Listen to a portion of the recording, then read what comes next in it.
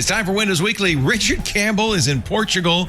Paul Thurrott's in Mexico. I'm in Rhode Island, but we're going to talk about Microsoft. Lots to say, including Microsoft finalizing the Activision Blizzard acquisition. Final words about this, at least for some time. Microsoft finally reveals how many Windows 11 PCs there are. Can we call Windows 11 a success?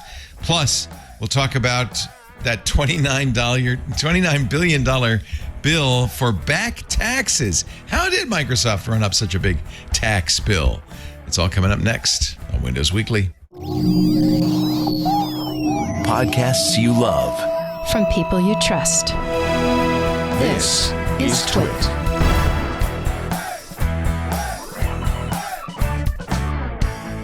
This is Windows Weekly with Paul Thurrott and Richard Campbell, episode 851, recorded Wednesday, October 18th, 2023, between two ferns. Windows Weekly is brought to you by Thinkst Canary. Canary tokens are a quick, painless way to help defenders discover they've been breached by having attackers announce themselves. For 10% off and a 60-day money-back guarantee, go to canary.tools/twit and enter the code TWIT in the How Did You Hear About Us box. And by Miro, the online workspace for innovation where your team can dream, design, and build the future together from any location. Tap into a way to map processes, visualize content, run retrospectives, and keep all your documents and data in one place. Get your first 3 boards for free at miro.com/podcast. It's time for Windows Weekly, the show where we cover the latest news from Microsoft. Of course, with our good friend to my, on my left or on my right? Anyway, this guy over here, Paul Thurrott, who is in Mexico City today. He is poking us. Hi, Paul, from Thurrott.com and Linkpub.com. Hello. Hola, Leo. Hola, Leo. ¿Cómo estás? And in Portugal, in Porto, home of port. And so it's kind of any port in a storm. Richard Campbell. There you go. And it's pretty stormy here today, actually. Is it really? Yeah. And you're at a conference, I think. Otherwise, you've got people in your house walking around. The conference center is after hours, so things are getting tidied up, but we're all done now. So we're ready. Nice. Richard, of course, from Run As Radio. And from now on, I'm going to call you the peripatetic Richard Campbell. I'm also, if you show the full shot, he's also today, ladies and gentlemen, between two ferns. Yes. No, they were nice enough to put ferns in my room. The least I think I could do was put them in the shop. I'm sure they saw you sitting against the wall and were like, you know what this thing needs? Ferns. Ferns. I am, as I was yesterday, in Providence, Rhode Island, at my mom's house, visiting, which is I am a huge fan of plantation shutters. I've always wanted those in my these homes. Are great, aren't they? Love them. I love them so much. She has a nice house, I have to say. You can leave the top one open, walk around naked. No one needs to know. It's all good. That's a good point. They just say, maybe he's not wearing a shirt. Yep. We don't know. Sometimes nice just shoulders. The shirt and nothing below. So it's there fine. You go. You fool them all. I think if I open them up, it'll be a little too bright. So I'm going to keep it looks nice. I think it looks nice. Closed against the typhoon. Right. It's not a typhoon. It's quite nice out, actually. Actually, I'm glad I'm not back at our studios. It is weirdly for Northern California, 90 degrees in Petaluma. And John Jammer B says it's going to be 96 tomorrow. I don't think weather can be predictable anymore. There's no global warming. No. Warming was the wrong word. It was more like global chaos. Yeah. I'll tell you where we went wrong by calling it global warming or climate change. It's pollution, boys and girls.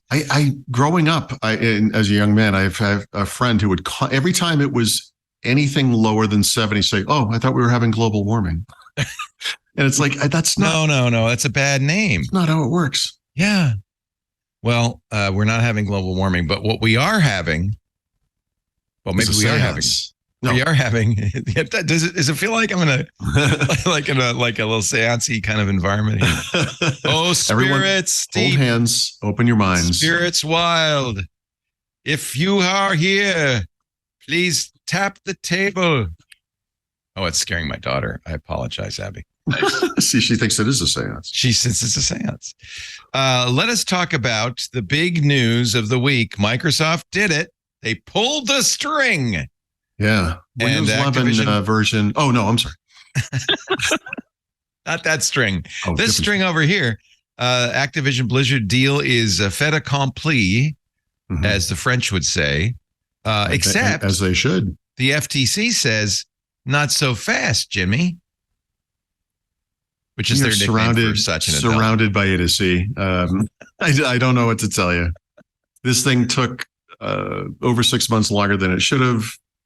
The CMA and the FTC both had illogical and fantastical arguments against it. One of which was tossed aside in court, despite the 1 million pieces of evidence that they provided to the court. The court saw no evidence whatsoever to back their claims. And the issue for UK CMA, the Competitive Markets Association, was, or whatever it is, was cloud computing, and Microsoft was able to get them to shut up by giving the cloud computing business to Ubisoft, a French company. So here's there's two things interesting about that. That deal is worldwide, right? So if you want to stream Activision Blizzard games, you can't do it through Xbox Game Pass Ultimate. You have to actually go through Ubisoft. So that's interesting. Also, the FTC, which you noted, is still kind of being a sore loser about this and is trying it internally after the fact. Guess what they're worried about, Leo? Can you guess? Cloud gaming? Cloud gaming. Yep. Despite this deal, which lasts for 15 years, not 10 like its other deals, this is still a concern for these people. So listen, after 15 years is over, we'll be 2 administrations away from them anyway, so who cares? But this is, to me, is the story of the story, like the illogical nature of the regulatory actions that have occurred against Microsoft. Let me ask you this, though, both of you. Is this a good deal for Microsoft? That's a good question, because I saved an article I've not read in depth yet, but it was basically an analysis of what the return on investment might look like, because Activision has a certain amount of revenues each year, and there are different game franchises going in different directions. And what might this look like? How Microsoft moving things into Game Pass changes the scenario dramatically for revenues. And it's kind of an open question, but the basic point of the article is it's going to be hard for them to get a financial win out of this. And that's probably a good point. I think Microsoft would call this an investment. This is a long-term play. Yeah. This is a recognition that there's only going to be so many entities that are going to be delivering games to consumers. Right. And whoever has the most studios is going to win. The same way that Disney is dominating in the TV space. And I would just call it entertainment space, right? I mean, because it kind of transcends its movies, and just their in-person park stuff is a big part of it too. So well, forgive me, but doesn't that kind of imply the FTC was right? This is a winner takes all market, and if you want to compete, so the FTC's concern was that this market for game streaming might one day be a big deal. You won't find anyone in the gaming industry who actually. No. I mean, I think we all agree cloud gaming is such a tiny market and is unproven, and at this point really likely not to be an important market. Well, but you can't unwind the things that have already occurred elsewhere in the industry, right? So we have Steam, which is very dominant on Windows. Right. We have Sony, which is dominant in what we call traditional high performance consoles. Nintendo, which has its own special space, Yeah, but look at Epic, which you might say is an equal of those, that just laid off 15% of their workforce. I wouldn't say equal up. No, I wouldn't either. But here's the thing. I feel like we might have semi-debated this at one point a month or two ago. But the problem is that the natural consolidation that's going to occur here is going to occur here anyway. And denying Microsoft access to a market in which, honestly, I have to say, I don't often talk about Microsoft this way, but in very good faith, has made the concessions, I think, that kind of settled the competition worries, and honestly speak to the thing that this is a little naive in a way, but this notion that gaming should be open and everywhere, and that exclusives are terrible, and Microsoft can't change the market. But both Satya Nadella and Phil Spencer. Well, I almost called Phil Collins there for a second. Boom, boom, boom, boom, boom, boom, boom, boom. I don't know where that came from. Have both spoken openly about their desire for that to be the case. And people that are worried that this deal will somehow restrict gaming in general, there will definitely be exclusives that come out of this, are kind of missing the point, because in general, this will make gaming available, more games available in more places and to more people than was the case before the acquisition. Right. You say in your article, you call the FTC sore losers. Yep. And you say the FTC can't stop obsessing over their stunning defeat at the hands of Microsoft. I don't want to get unfortunately, this is literally a political issue. That's all this is. And that makes me sad, because I don't want to go down that rabbit hole. But there is a mandate in the current presidential administration for regulators to go after big tech. Mm-hmm. And they're doing it not to existing companies that have things. They're going after new deals. And that's what I think is the problem. I think this company, or this regulatory body, and also the U.S. Department of Justice, which actually is doing this, by the way, should focus on the existing monopolies that are being abused. Not the speculative ones that may appear. That's right. Not the Minority Report, future crimes. We made this up in our head during a fever dream. Crimes that might or might not happen in the future. There are very real problems in big tech with regards to monopoly abuse, both of consumers and competitors. And this isn't one of them. Yeah. I'm sorry, it just isn't. And market consolidations happen in lots of other entertainment media. They're going to happen whether you want them to happen or not. That's the thing. Yeah. We all would prefer a world of, I don't know, small game companies, plying the way and making lots of money and being successful on all platforms. But it's that they can't do that. There's no way to build a game for the PS5 with a small team.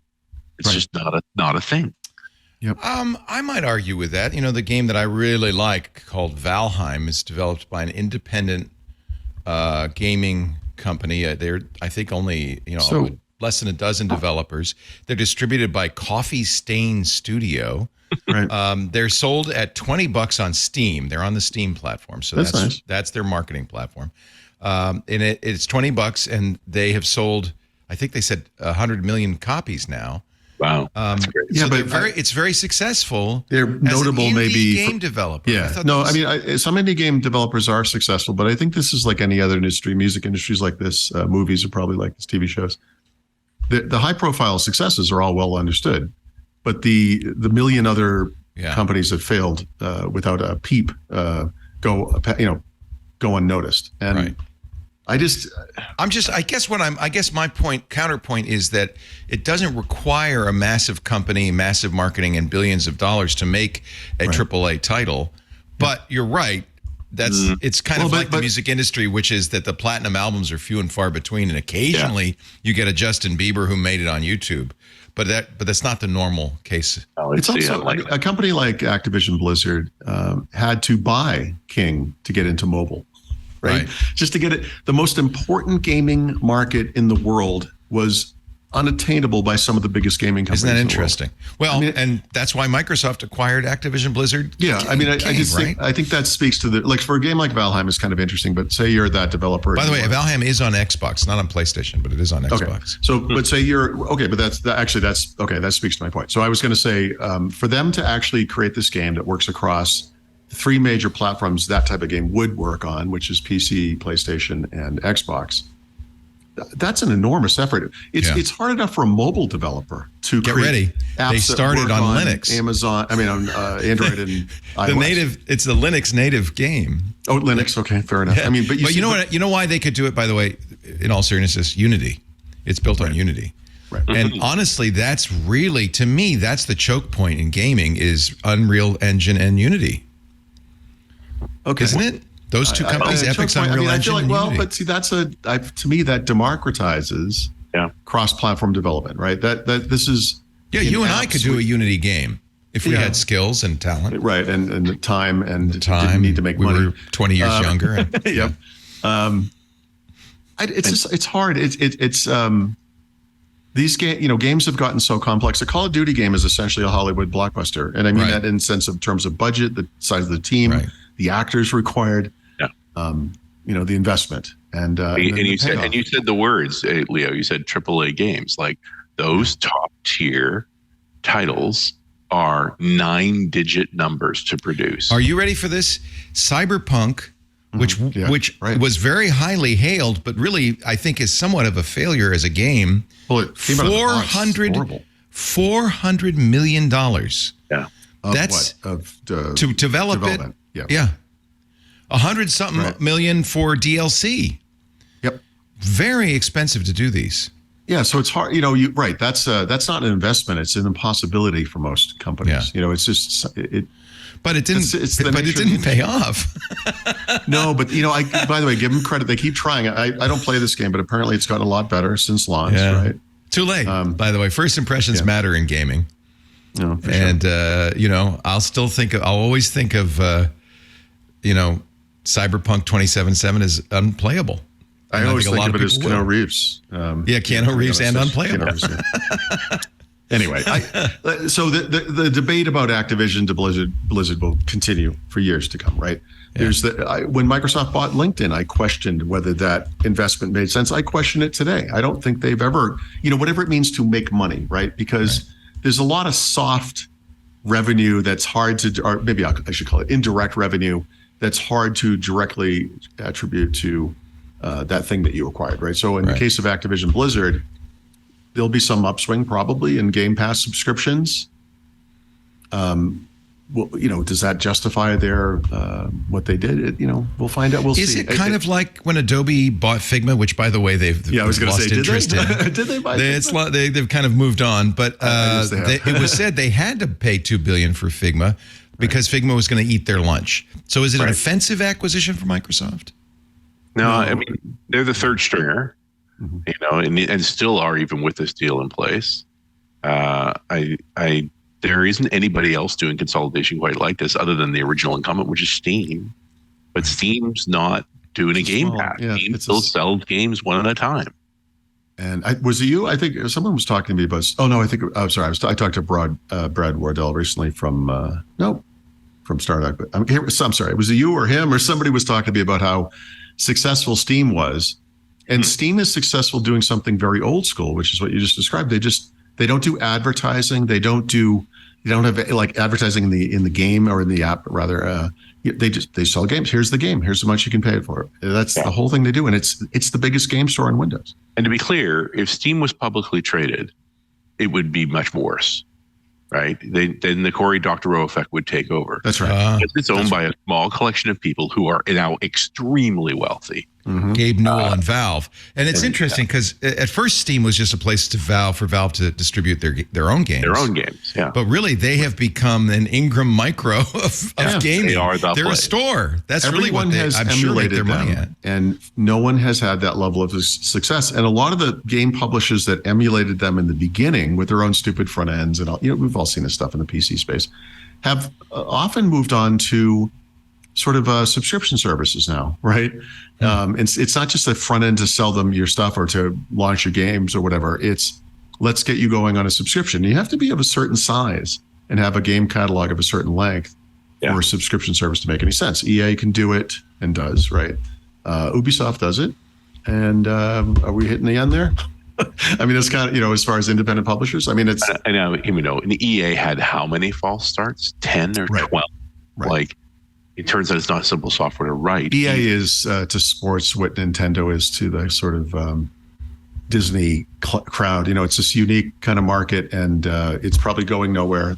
And I don't mean that in a negative way. I mean, their market is sustainable, and they're kind of unique. So you almost have to take them out of the equation too, right? No one is subscribing to EA Play for their non-sports games, and I put that with it. I mean, obviously some people. Yeah, even though they try.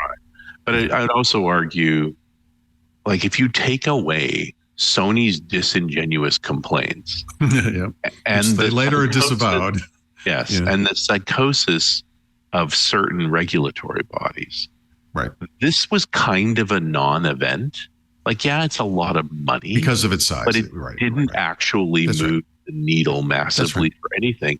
And the real value play I see for Microsoft is strictly long term, that consolidating these studios and continuing to allow them to make games so that you have a larger representation in the market, so that you don't have no representation. I don't know. Someday we're going to hear this story explicitly, but when Satya Nadella took over as CEO of Microsoft, he very quickly got rid of Windows Phone. And there was this kind of an edict that, look, you parts of Microsoft need to justify your existence. You need to make money.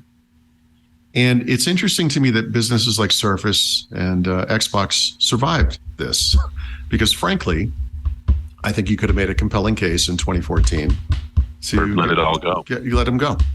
And they didn't. And so, I don't know the explicit story, but Phil Spencer most likely. That was exactly my thought. Spencer talked to him and said, listen, this is what's required and this is what could happen.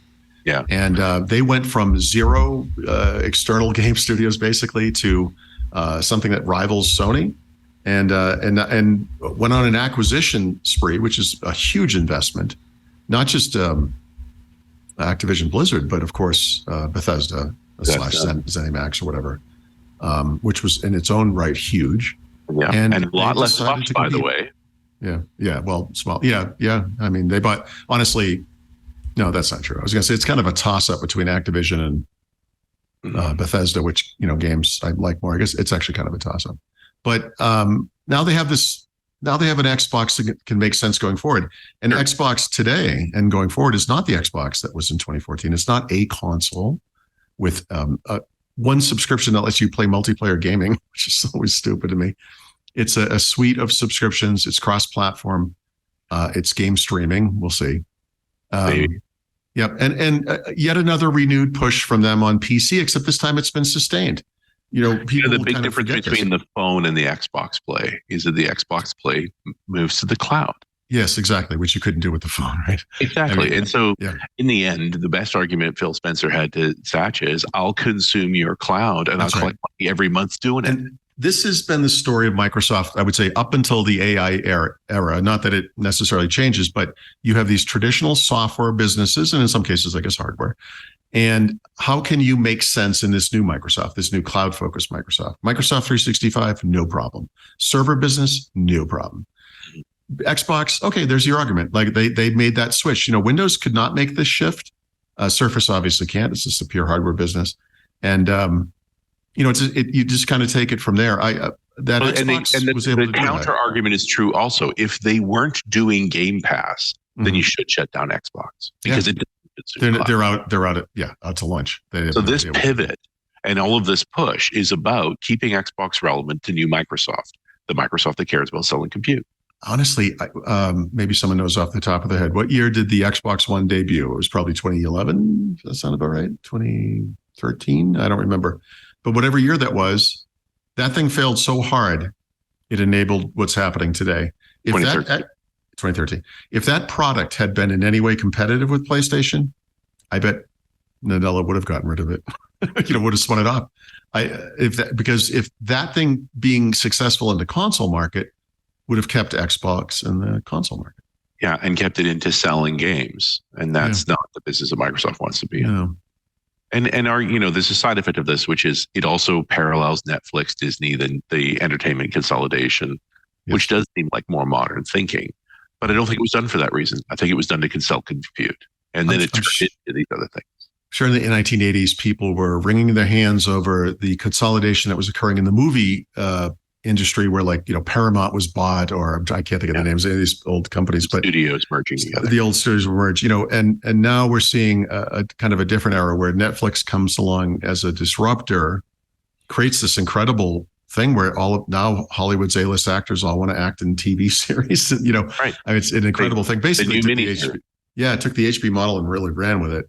Yeah. And now that market's going to be consolidated, and that's how quick life moves these days. It's you can't stop it. We can kind of hate it. We can not want it to happen, but I just feel like it's unnecessary. But it's not unnecessary. It's too bad, but it's inevitable. And I still firmly believe there's space for the indie and game developer. I do too. Yeah. And I have friends that are in that space, and it's like, you know what my business model is? My business model is coming up with a really great game idea that my small team can build, that then the big player buys me. I mean, Sony and Microsoft both, and I don't know Nintendo. I don't know what they're doing, and I don't know what Steam does, if anything. But they have big independent game efforts that I don't feel are done as a face-saving gesture. I think they're real. I think those people that love games understand some of the best games do come out of those kinds of studios. Yeah, just like some of the best movies, which no longer have any access to movie theaters whatsoever, used to come out of small studios as well. So, who knows? Maybe this whole subscription thing, maybe the upside to it, the Netflix effect, will be to, again, democratize not just the creation of the games, but rather the distribution of the games, right? So maybe it's not a net negative. I mean, the negative effects are real, but I don't think this crushes the small guys. No, I think there's still room for the small guys. That has actually changed. Yeah. This was the same game that was being played all along, where the big players do not build innovative games. They build the retread of the previous game that made them $1 billion. Exactly. I as a Call of Duty fan, I recognize its resemblance to the Marvel universe. If you're spending $400 million on a game, you want to win, right? Yep. You've got to be a pretty safe bet. You understand the conservatism that exists in that. The innovation happens in the indie layer, and when they come up with a winner, oh my God, they get to cash in. Right. Super Meat Boy or Firewatch or any of those games that come out of nowhere, it's like wonderful. These beautiful small stories. The Inside was an example too. No big studio would ever bother with that stuff. There's a close analogy between the movie industry and the gaming industry, isn't there? Mm-hmm. I mean, it's entertainment. But I mean, the argument against regulating tech in any way is that, well, market forces move so fast in tech that you're always going to be behind the 8 ball if you try to regulate it. You're going to be regulating the problem that was 10 years ago. The downsides to that are too big. Big tech is, the big is in the name. These are businesses that are bigger than countries. They impact billions of users every day. You have to regulate this. I wouldn't begrudge the FTC for scrutinizing this, but only if you scrutinize it matter. Is this hurting consumer?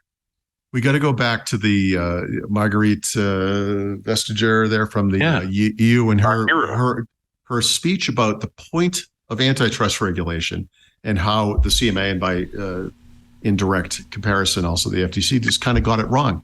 It isn't. You're not here to say no. You're here to do the right thing for competition and or consumers. And if you can get concessions out of a company that's trying to acquire another company, as Microsoft did with Activision Blizzard, that solve the issues, that the concerns you have, then why wouldn't you say yes? Yeah. There has to be a path to yes. Yes. Right. Otherwise, you're just there to prevent forward progress. I mean, I guess, if the world is we just don't like big things, Yeah.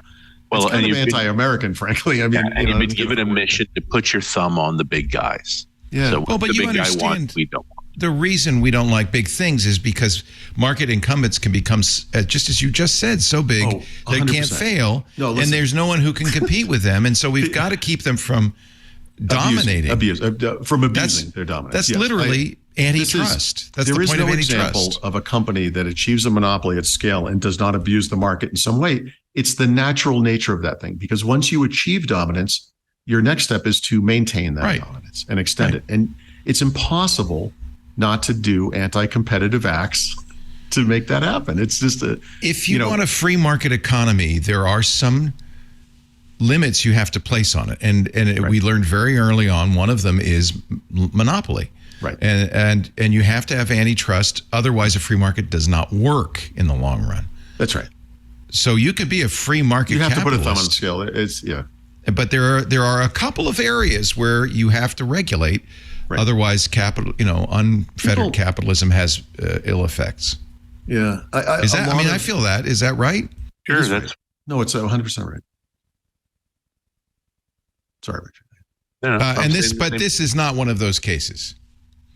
No, because that's the point. So in other words, literally going back to last December when the FTC first said that, hey, we're going to block this thing. You look at the arguments, you look at what Microsoft is doing, you look at all the concessions they've made, you look at all of the partnerships they've made for 10 years on games, getting them on other platforms. You look at how they went to Sony with this, and Sony said, go screw yourself. Actually, Sony said nothing, which was even worse, and then made up stuff to get regulatory bodies to back them in opposing this acquisition. But if you actually look at it without emotion and you look at it logically, barring any, again, fantasy you could invent in your mind, there is no logical reason, no legal reason, maybe is the best way to put it. There are no competitive concerns. Like Richard said, that for whatever amount of money, this was $69 billion, whatever, they're still number 3. Like they didn't move up, They just made their platform stronger. They are going to expand the availability of the games from the company they purchased to more people than that company ever would have done. Activision Blizzard was never going to make subscription services and put these things on other platforms. This is something Microsoft will do. Is it the case? I guess it's the case that you have to be number 1 in the market to be prosecuted on antitrust. I mean, you can't prosecute somebody who's number 3. Not necessarily, right? I mean, you have to sort of invent a scenario here. Say you're, Burger King is number 2, and it's pretty close with McDonald's, and they're doing some anti-competitive act, perhaps in their case, to get ahead. You could still bring them up on monopoly. Sure. If they're buying all the beef producers in North America, then I mean, you also see regulators scrutinizing Boeing and Airbus together because they're certainly. Right. They should scrutinize Apple and Google together for their App Store policies, which Google really just mimeographed and applied to their own platform. Yeah, I agree. They may not be working in concert explicitly.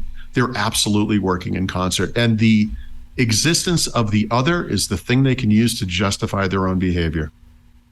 They're roughly 50-50 split in the US. It's a little different international, but still, they can simply say, yeah, but Apple's doing it and they're the biggest, so why don't you go after them?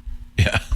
I think people are seeing through that. That's how it works. I mean, this is a very Japanese business model, except I think in this case, I don't think they actually do talk about it, internally together, but I think they recognize it, and I think they both explicitly understand it. Right. And they both have mutual benefit for it. I bring up the Boeing Airbus scenario because they were pretty hostile to the other airline entities that were out there. And a couple of times the regulator said, hey, we can't see if you guys are explicitly colluding, but it sure looks like it. So back off. It's a little too close. Yeah. Yep. I get you both benefit from keeping others out, but the market doesn't. So we spent the past year or more talking about Activision Blizzard. We're going to spend the next year or more. It feels like a year, but it's only been half an hour. Yes. So no, but I mean, because things are going to happen, right? I'll just shortcut the Chicken Littles of the world right now. Yes, I'm sorry. Microsoft / Activision Blizzard will announce that some game that might have been cross-platform before will only be on Xbox as a platform, right? And that will be like, that will be the C. To which I'll just point to the list of Sony exclusives and say, tell me when these get close, because when those lists are a little different, you can have your little debate. But until that happens, they're just playing in a market that exists that they did not create and do not want, frankly, but whatever. Right. It was a really Motley Fool, right, which is kind of a financial publication, I guess we'll call it, an investing publication or whatever. Did a little analysis of this deal, and I had to stop reading it. They were so stupid. According to them, Microsoft was forced by regulators to keep Call of Duty on PlayStation, when in fact they were always going to keep it on PlayStation. That franchise would have died without PlayStation. Call of Duty is bigger on PlayStation than it is on Xbox. So there's a lot of, look, it's a kind of a stay in your lane kind of a thing. Because Microsoft was involved with antitrust, we had to, on our side of the fence, learn a little bit about the law. It's not our world. I'm not an antitrust expert today. I'm not. But 20 something years in, I've certainly played around with it. These guys don't know anything about video games or technology, from what I can tell. And that's just sort of it's not uninformed. It's just wrong. And these are the kind of opinions we're going to be hearing about this stuff. They're the emotional ones from people like, I just don't like the big getting bigger. And like, yeah, I completely get that. I don't either. But we don't really have laws against that unless they abuse their bigness, right? And then there are going to be the people that just don't understand this market at all. And we'll say, well, they're screwing the little guy, or they're they're going to stop putting games on other platforms. These guys are going to put Call of Duty on Nintendo. Like, the thing that's been interesting about this is I don't think there was ever a grassroots movement against it. That it was always Sony. Right. It was always the competitors who didn't like it. There was always the sense of disingenuousnge about this. So what happens is, the company, there were, by the way, way back in the beginning, I'm not going to remember one of these companies, but Google and, was it Ubisoft? It was one other company sort of came out and said, we don't like this, right? And then you never heard from them again. But what happens is behind the scenes, they lobby regulators. And I'm sure that the FTC, especially, I can't speak to the CMA, but the FTC, their documentation looked like it was written by Sony. It was the same insane, and even Sony and Jim Ryan, right, the guy who's leaving soon, who read PlayStation for the past several years, came out afterwards and said, "We were just kidding. We never believed that. That was that.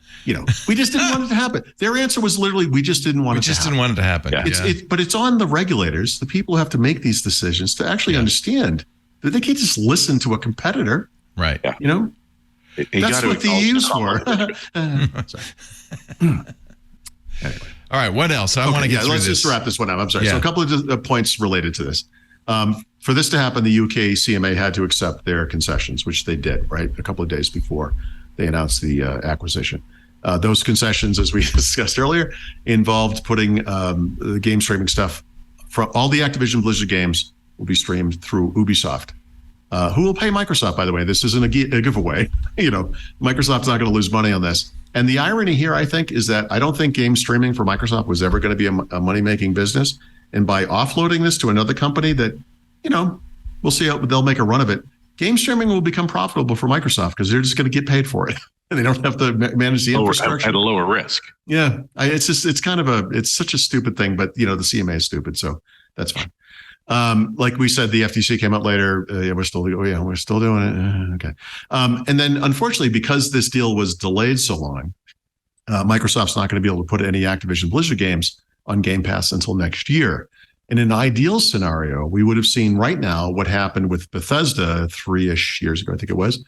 And we would have seen the back catalog appear, probably, or at least some of it, right? But this gets into this debate. This is going to be a huge discussion we have over time, right? Which is that what's the right strategy for these games? Like, consider something like Call of Duty. Call of Duty's got a brand new game coming out any second now. It's a big deal for the company. This is their big event every year where they make billions of dollars. What if the same month that new game was coming out, Microsoft / Activision Blizzard say, "Hey, good news. We're going to put every back catalog game in the Call of Duty series on Game Pass." And then some number of people go to Game Pass. How many of them don't buy the new Call of Duty? Because they have this incredible wealth of content that they could either revisit or visit for the first time. I don't know. There's no answer to this, right? I'm sure there are experts at Microsoft and Activision Blizzard who sort of have ideas, but until they actually do it, there's no way to know. But they could tank a Call of Duty title and that hundreds of millions of dollars investment by putting other games on Game Pass, right? Yeah. So you have to really think about this stuff. That in their minds. That's not. You have to think about it, Give them the idea. I'm just saying it's out there. Sony could tank it by saying we don't want Call of Duty, right? Doesn't Sony get to say? They can't say that. They can't say that. A huge percentage of the user base that the reason they're on PlayStation is because of Call of Duty. Yeah. Okay. Can't do that. Can't do that. There's also, by the way, speaking of cross-platform, and do we put it on Sony or do we take it away from Sony? That kind of stupid stuff that people still want to debate. As an Xbox gamer, it was hard for me several years ago when the exclusivity deal that Activision used to have with Microsoft and Xbox went to Sony. And what that meant for several years was that you would get things first on PlayStation, right? So new maps would come out, they'd come out on PlayStation, and we wouldn't get them until 1, 2, 3 months later in some cases on Xbox. So you kind of felt like a second-class citizen. That's evened out a little bit in recent years, which is kind of nice. Typically now I'd say the DLC is kind of universal. It heads out all platforms at the same time. But the really neat thing about cross-platform is if I'm playing games against people on Xbox, and that's my only audience, that's a subset of the full Call of Duty audience. What they do now is cross-platform play. So I actually play against PC gamers, and I don't play against anybody. I don't play any games, but you know what I'm saying. But generally speaking, an Xbox gamer, an Xbox fan on Call of Duty when they play online, plays against gamers who are on PlayStation and PC as well as Xbox. That it's not exponential, but it grows the audience dramatically. The audience on PlayStation is bigger. The audience on PC is probably bigger. Actually, I have no idea on that one, but I bet it is bigger. So you're playing with at least 3 times as many people as you would otherwise. That's maybe the easiest way to say it. That benefits me as an Xbox user, right? Because I'm on the smallest platform, basically. Right. So if they weren't serious about cross-platform, Xbox would actually be less viable to me as an Xbox fan. That's the actual logic behind what Microsoft is doing, not the, they're going to take it away from Sony. They're not. They're never doing and that. All multiplayer games have a cloud backend.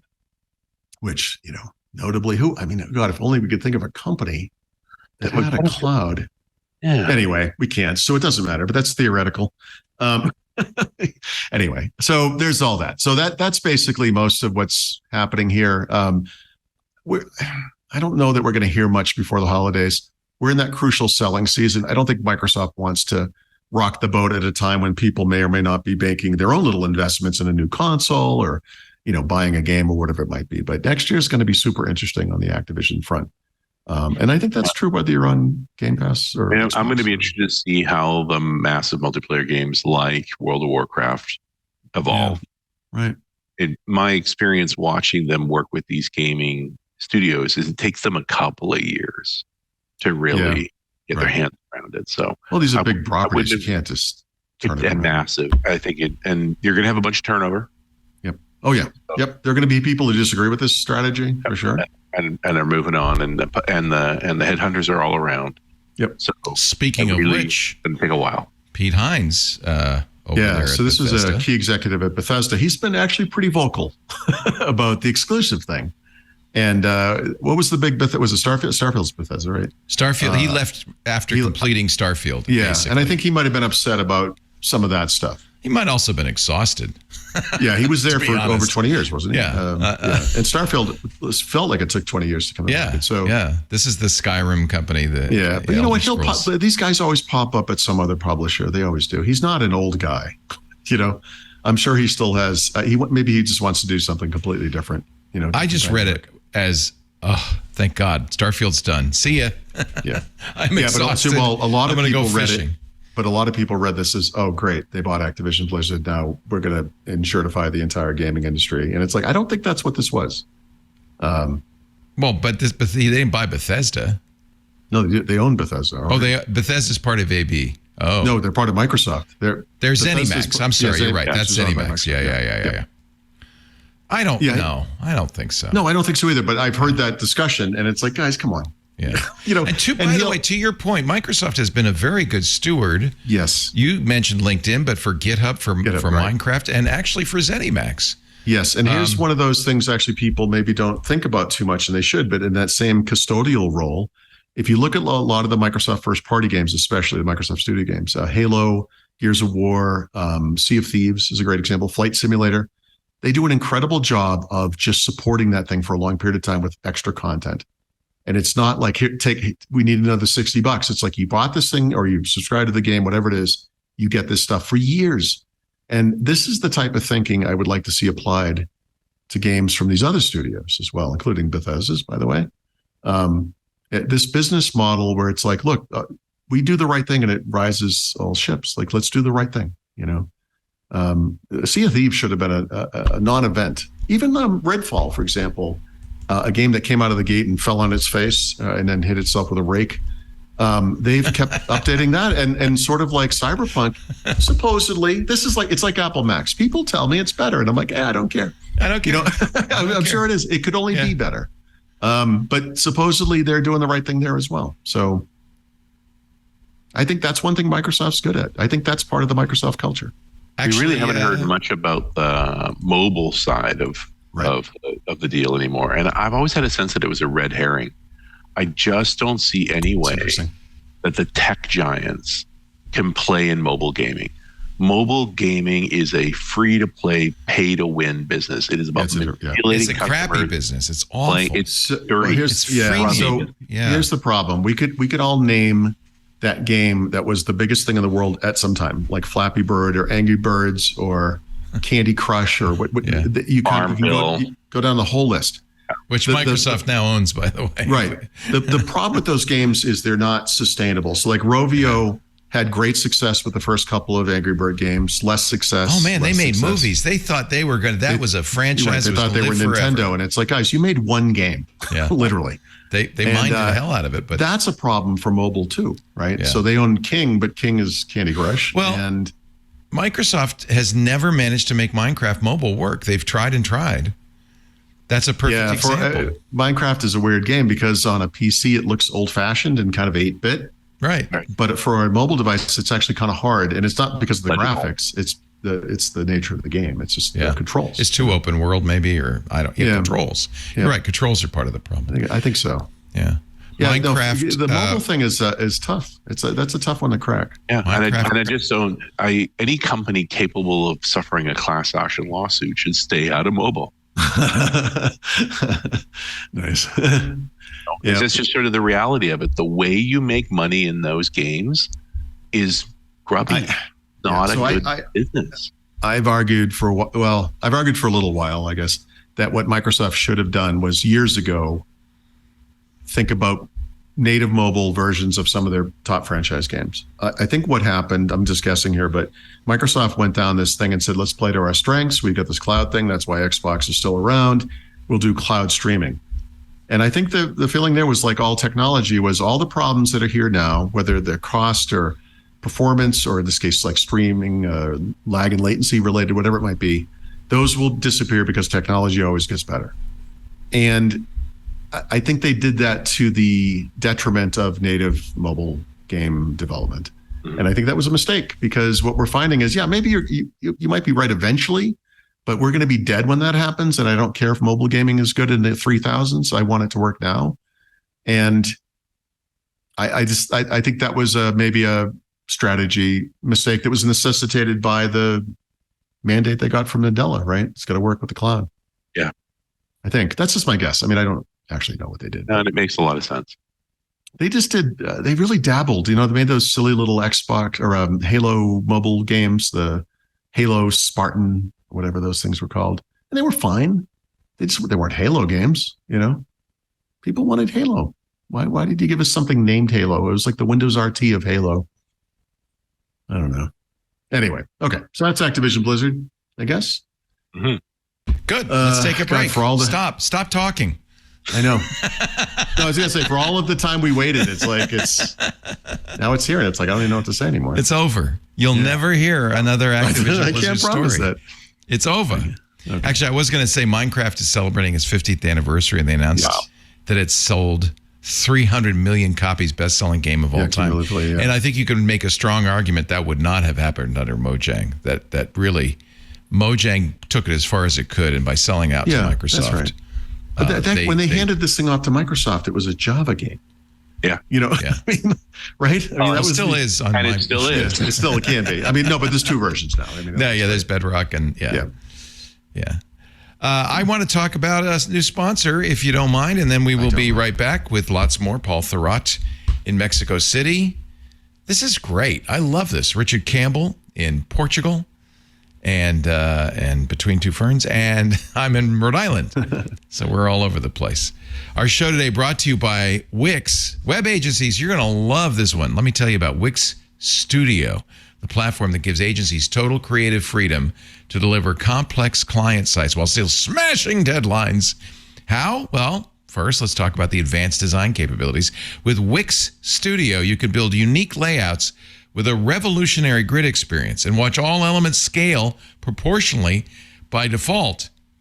That is by itself a great feature, but you'll also love the no-code animations, which add little, twinkles of delight. Custom CSS gives you total design control. And there's more Wix is great for bringing ambitious client projects to life. And to do so in any industry with a fully integrated suite of business solutions from e-com. So that means you can do events, you can do bookings, you can do more, all built in. And you can extend the capabilities even further because Wix supports hundreds of APIs and integrations. And you know what else? The workflows just make sense. There's the built-in AI tools, the centralized workspace, the on-canvas collaborating, the reuse of assets across sites, The seamless client handover. And that's not all. Find out more at wix.com/studio. Thank you, Wix, for supporting Windows Weekly. You support us by going to that address, wix.com/studio. On we go with the show. Paul, Richard Campbell. As we must. As we must. And you've been waiting for it. You've wanted it. You've asked it. Windows 11. I heard of that. Has this been, I have to say, I just saw an article to say Windows 11 adoption has really been underwhelming and that it has not been a huge success. Is that fair? Yep. But like everything else in life, you have to kind of asterisk it, right? The thing that we are literally 2 years into Windows 11, like this month. So this is a nice comparison. How long did it take Microsoft to sell 400 million? The user base is 400 million, right? Is that the number? Yeah, 400 million. So how long did it take Microsoft to get to 400 million active devices on Windows 10? About a year and 3 months, I think. So less time. How long did it take Microsoft to have 400 million Windows 7 PCs out in the world? I'd have to do some math on that, but according to them, they were doing 20 million a month. So extrapolate that out to, what is that, 10, 20 months? That's less than 2 years. So, there you go. Actually, that number was almost certainly higher too, because Microsoft was cooking the books with Windows 7, which will come up later in a future topic today too. So yes, but the caveats include such things as, okay, so is Windows 11 terrible or whatever? Well, let's think about some of this stuff. First of all, Windows 10 came out after Windows 8. So it had the same benefit Windows 7 had. Its predecessor was terrible and everybody hated it. So people were eager to move on to that thing. Microsoft made Windows 10 free for everybody. Windows 7, Windows 8, Windows Phone something, whatever that was. With Windows 11, they artificially, but they contracted the available body of machines to be upgraded with their hardware requirements, right? I mean, that was something they decided to do. That's on Microsoft, but it was TPM 2. I mean, I thought it was a pretty reasonable assumption. I did too, but people still, maybe it's just people in our little enthusiast community, but that was taken very badly. It was also, we'll call it 8th gen Intel CPUs and newer that were accepted. Yeah. So there was a line there with the 6th and 7th gen core chipsets where you could make that argument, like maybe they should have been allowed in, right? So there were caveats. The other thing I would think on this is they didn't do a big push to sell Win 11. They never did. They just kind of limped it out. So again, I think this had to do with one of those other caveats, which is that Windows 11 arrived right at the end of the pandemic PC buying boom, following 2 straight quarters in which PC sales fell off a cliff.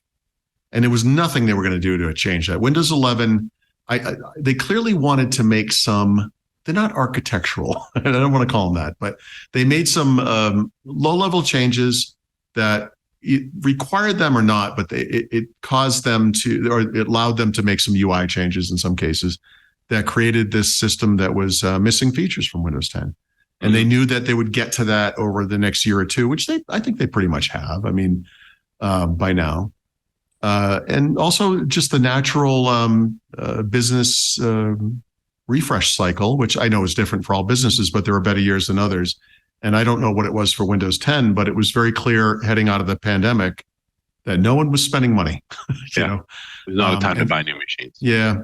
Windows 11 may ultimately end up being a weird outlier in the history of Windows, in the sense that if they do replace it with Windows 12, it may never become the most used version of Windows in its. And then it'll fall neatly into the same category as just an 8 as a between version, right? We've been doing every other version thing for 20-something years. That's right. Yeah, so it's like what Apple would call an S year release, right? So, like, whose fault is this? I don't know, but I looked this up because the numbers thing is interesting to me. You have in the Terry Myerson years at Microsoft, when he ran Windows and they did Windows 10, right? He came up out of Windows Phone, very transparent. They announced Windows 10 usage milestones possibly a dozen times or more over 3 years. 200 million, 270 million, 300 million, 400 million, 600, 700, 800, 825, 900, a billion, it kept going like that, right? If you look at Panos Panay and Windows 11 and how many times they announced sales or usage milestones for that product, the answer is 0, not even once. And is that a personality thing between him and Myerson? Maybe. I mean, the only number we associate with Panos Panay is $900 million, the write down for Surface RT, right? But I don't actually think that's it. You really lay that at the feet of Panos as much as you lay it at somebody convinced them that RT was going to be the big seller. Microsoft, with its history of they also needed to take a swing at Intel. And I would say there was a less expensive way to take a swing at Intel, but you know, and Intel did pony up with the Atom at that point. It was a swing and a miss. But it was at least an answer to I need a lower power consumer compared to the P4 or the Core 2. That was Terry Myerson's big thing. And that's why Windows and ARM exists. He was very upset about. You need to negotiate in a position, right? Yep. And it's like I can go without you. Don't make me. It was a good play. Yeah, I mean, job. Yeah. I don't know. I don't know. I just don't know. This is a story has yet to be written, I guess. But Windows 11, like, is it successful? No. It's a tough one. Well, on what level, right? I mean, so Windows 11 as the baseline for what Windows will be in the future, right? It is a more modern looking system. There have been improvements under the covers that aren't coming to Windows 10, again, artificially, but whatever, they just aren't. And plus, they pulled a whole lot of features that we intend that we needed up. Yeah. So you're coming to a consolidation point. I just think you're taking long enough. Yes. And now you throw in the large language model disruption. The 12 is going to appear before 11 adoption becomes important. So the one piece I'd really like to know, and Leo mentioned Figma recently on the show, and the thing that's interesting about Adobe trying to buy Figma was that it was challenged by regulators. They were going to face a big fight, very similar to what Microsoft did with Activision Blizzard. And then AI happened, and they were like, you know what? Let's do this instead. We should. By the way, we should say they've not publicly said we're abandoning it, but they haven't talked about Figma once. They just had their big Adobe Max conference. They didn't mention it. Not even once. But what did they talk about a lot? AI. So I wonder with Windows 11 if the plan wasn't originally a little different, because remember, this was 2 years ago, but 18 months ago, all of a sudden, everyone got new marching orders at Microsoft around AI. And I think the Windows we're going to get now in the future is going to be a little different. Not a little different, a lot different, right? Than maybe what that original plan was. I don't know. I think the original plans for Windows 11, going forward through time, were quite subdued and uninteresting. And that I think this AI thing has supercharged that a little bit. And we're going to get more interesting discussions out of this, that's for sure. I mean, some of these features will be stupid, but we're going to get an AI. We already have.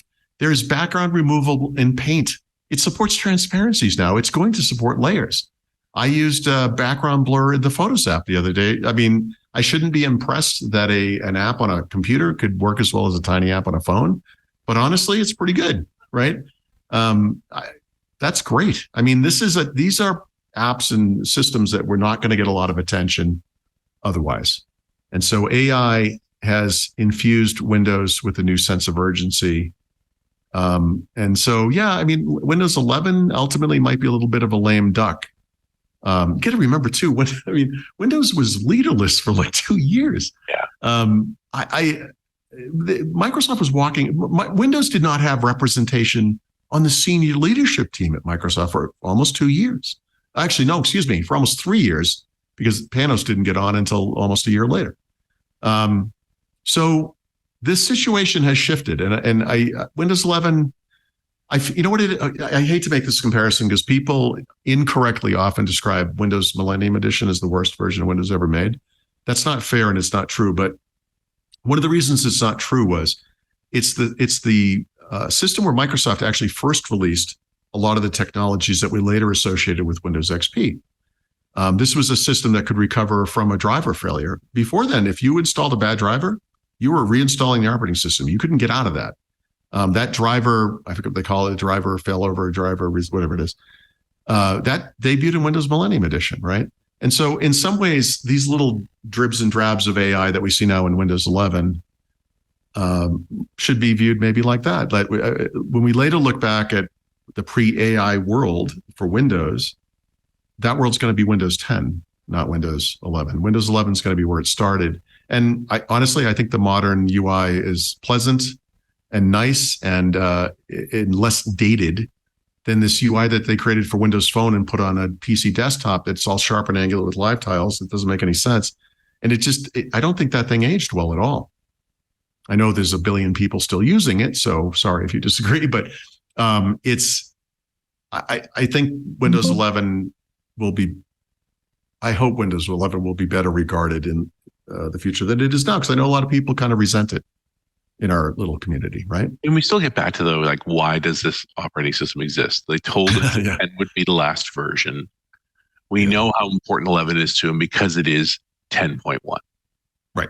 Right. There you go. That's right. And maybe Windows 12 is really 10.1.1, and that's where we know that it's going to be the big one. Yeah. But it always felt to me like, oh, Mac OS released a new version of the OS, so now we need to. Yeah. Right. So Apple used Mac OS 10 for however 15 years. Or They whatever. literally release a new version every year. No, but they called it Mac OS 10 forever, and then Yeah. in recent But years that's it's been 11, 12. It's not comparable to Windows 10 and 11. I don't think. No, but the timing was the same, and it's possible. Yeah. I know Microsoft. They're technical enough to know that's not comparable. But they're also bad marketers. they're 11. We got to be at 11. We got to go to 11 too. Let's go to 12. You're surprised it is. Well, that's what they did with 10. Remember they skipped 9, Right. 8, 9, 7, 8, 9. Right. Yeah. So all you had was 10. I don't know. Well, there was a lot of reasons to skip 9. Like it needed to be skipped. Was there a 9? Was there a Windows 9? No, but there was 95 and 98, and Oh, they so wanted to do You don't that. want to get into those weird Yeah. version you numbers. got into It's- version number checking. It got problematic. Sometimes it's also because the number is unlucky in China. I don't know if 9 is a lucky Okay. number. Right. But 8's a They were lucky going to put the number. Windows logo under a lion, and that didn't work out. And I also wonder what happened with the volume license agreement things. The old, one of the drivers for when Vista was released was the 5-year requirement for the volume license agreement. Right. And, 10 came out in 2015. Mhm. And so by 2020, they were there, and we got 11 in 2021. Like it may have just cleaned up a bunch of contractual problems. yeah, I mean, I sort of hope they go back to this 3-year plan, and it seems like we'll find out next year, I guess, right? No, there's But- not going to be a Windows 13. I'll get you that much. Boy, right, right, of course. Although there was a Mac OS 13, wasn't there? I think they went right to 13. I think they went 11, 12, 13. I can't remember. I bet they did. Well, we're at Mac OS 11. Oh, no, I thought, no. Aren't we on like 14 or something? I think we're on 14 or 15. I don't know. Now you got me. We're in Sonoma 14.0. Yeah. Yeah. But it's not called Mac OS. Is it? Maybe it is called Mac OS 14. It's just Mac OS, right? But the Right, version they don't- number, the version used to be 10.1, 10.2, 10.3. Right now it's 11, 12, 13, 14.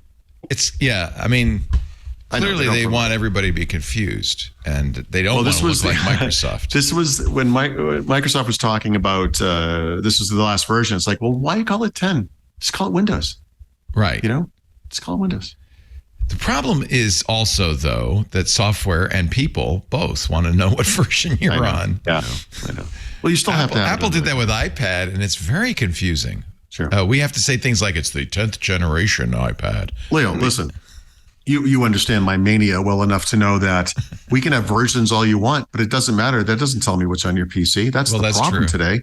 Yeah. I wrote an article today. Actually, I don't think I linked to it about this thing that's happening with system components in Windows 11, and it's in 23H2. And I was going to use another computer to take screenshots of it because it's set up for that. And that PC, which is on 23H2, does not have that interface and settings. It's only on one of the two computers I have here. And that's what my life is like today. So versioning, I mean, this is almost like a passive aggressive response to the people who want everything clear and versioned correctly. It's like, well, screw you. We'll do the versioning, but then we're just going to screw around with what's in it. You'll never know. We're going to do A/B testing to everybody, basically. So yeah, that's our world. But anyway, I can't speak for everybody. I like Windows 11. I was shocked by some of the regressions they made in the first version. I was surprised by how little they moved the needle in the second version. And then I've been shocked over the past year to watch them change it again and again and again and again every month. Like, it's been a roller coaster. And the press towards making it acceptable for enterprise has got to driven a bunch of that. But most enterprise people I'm talking to are looking at it incredulously, like, why would I do this? This is going to cost me so much money in support. By the way. And for what? Well, so enterprises will not accept the uncertainty and chaos that I've been talking about for months and months. They will not accept this. They will have policy to mold this thing in some degree. And one would expect that there will be in a Windows 11 enterprise, and that this tomfoolery won't exist. There will be a Windows 11 long-term servicing branch, which they don't have right now. Yes. Yep. Yeah. No, that stuff will happen. Or should happen if they're really okay. Right. I'm sorry. It will because Microsoft, like we discussed last week, is very responsive to feedback, and no more responsive than to their enterprise customers, right? So, but if they're going to be responsive to feedback, their feedback is, I don't want this. I'm going to keep using 10 until you show me a feature I actually want. Actually, right. So that's something else we should have talked about. So one thing I looked at was the Windows version usage charts for these systems at relative positions in their life cycles, right? So we're 2 years into Windows 11. Windows 11, obviously, 2 years ago started at 0 and then went up to 400 million or whatever, or in the words of StartCounter, some percentage, 23.6 or something percent of the market, right? The other 78 or whatever percent is all Windows 10, basically. So if there are 400 million people on Windows 11, that means there are a billion on Windows 10. The thing that's interesting about Windows 10 over the past 2 years is that their usage is pretty flat. It has gone down a little bit over 2 years, but less than like 8%. It's a very small number. So that's very interesting. If you go and look at Windows 10, when it was 2 years in, it was on a sharp usage spike, but Windows 7 was the most dominant system at that time, and Windows 7 was on a sharp downward spike. Right. So I didn't look ahead to see when it, they crossed paths. I didn't want to. You didn't even mention 8 in that. No, because 8 did not factor into that, right? So my thought is that the 400 million Windows 11 are consumer machines, because the average consumer won't buy a new machine with an old OS. It comes with 11. Yes. 11. And the enterprise is holding steady because they are still installing 10 on their as they replace startup. So among the differences between Windows 10 and Windows 11 at 2 years in is enterprises were adopting Windows 10. They could not wait to get off of or not use Windows 8. So that helped, right? So you saw that in the usage share of Windows 7 going downhill very quickly. The Windows 10 usage not going down quickly today, I think, reflects the situation you just described for sure. But this creates an interesting problem because remember, despite the fact that Windows 7 and Windows 10 were doing this at 2 years in, by the time Windows 7 support ended in whatever year, does anyone remember? 2019, I guess? Microsoft, there were still enough businesses on Windows 7 that Microsoft created a 3-year program where you could pay them for extended support. Right. Now, the question we have is Windows 10 support's going to end in 2 years. Supposedly. Well, that's right. So when Windows 10 was released, Windows 7 still had 4 years left on its life cycle. When Windows 11 was released, Windows 10 had 4 years left on its schedule. Windows 10 as a percentage is not just higher today than it was for Windows 7 back at that same time period. It's way higher, like way higher. And holding, exactly. It's inconceivable. I would have said, before I sort of looked at that and thought about it, I would have said, we'll see what they do. Yeah. History shows us they typically extend support for businesses. They did it for XP, they did it for 7. I think the situation for Windows 10 is going to be even worse. Yeah. I do. I don't see how they can't. In fact, it's so bad they should just announce it now. They should just announce it now. Yeah, no, and I think they're thinking hard on like exactly that problem. And then you throw in what's happening in the VNext stack. I know. Because we're coming into a crush where it's just like realistically we can't change fast enough. And even if we pushed hard to do it, it's 2 or 3 years down the road. Yeah. And 12 will be coming. I think they have to do it. And if there had been something, I think last week we talked about this notion of an AI killer app for Windows, right? Yeah. And the lack of one. The fact that they had a special event that was about AI and didn't have a single killer app from them or a third party. 1 year from now, if that's still the case, and we've done all the processor revs and NPUs are everywhere, and they've got no one buying new PCs because nobody cares and there's no reason to do it. I don't know what the story becomes, because at that point you have to support Windows. There's no reason for people or companies to upgrade to some new system. They're just not going to do it. And the TPM2 isn't going to do it. That's not a good enough reason. But it's Copilot is. If it is, that's the problem. That's the problem.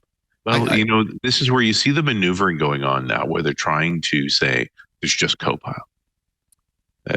Yes, and this is a game playing with the brand to get you to be able to do that without necessarily knowing exactly what you're buying.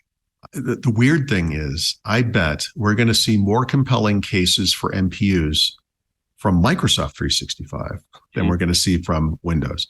And that gets into a kind of a squirrely issue, because we usually think of new PCs as either just being necessitated by some passage of time, or there's some exciting new features in Windows, Right.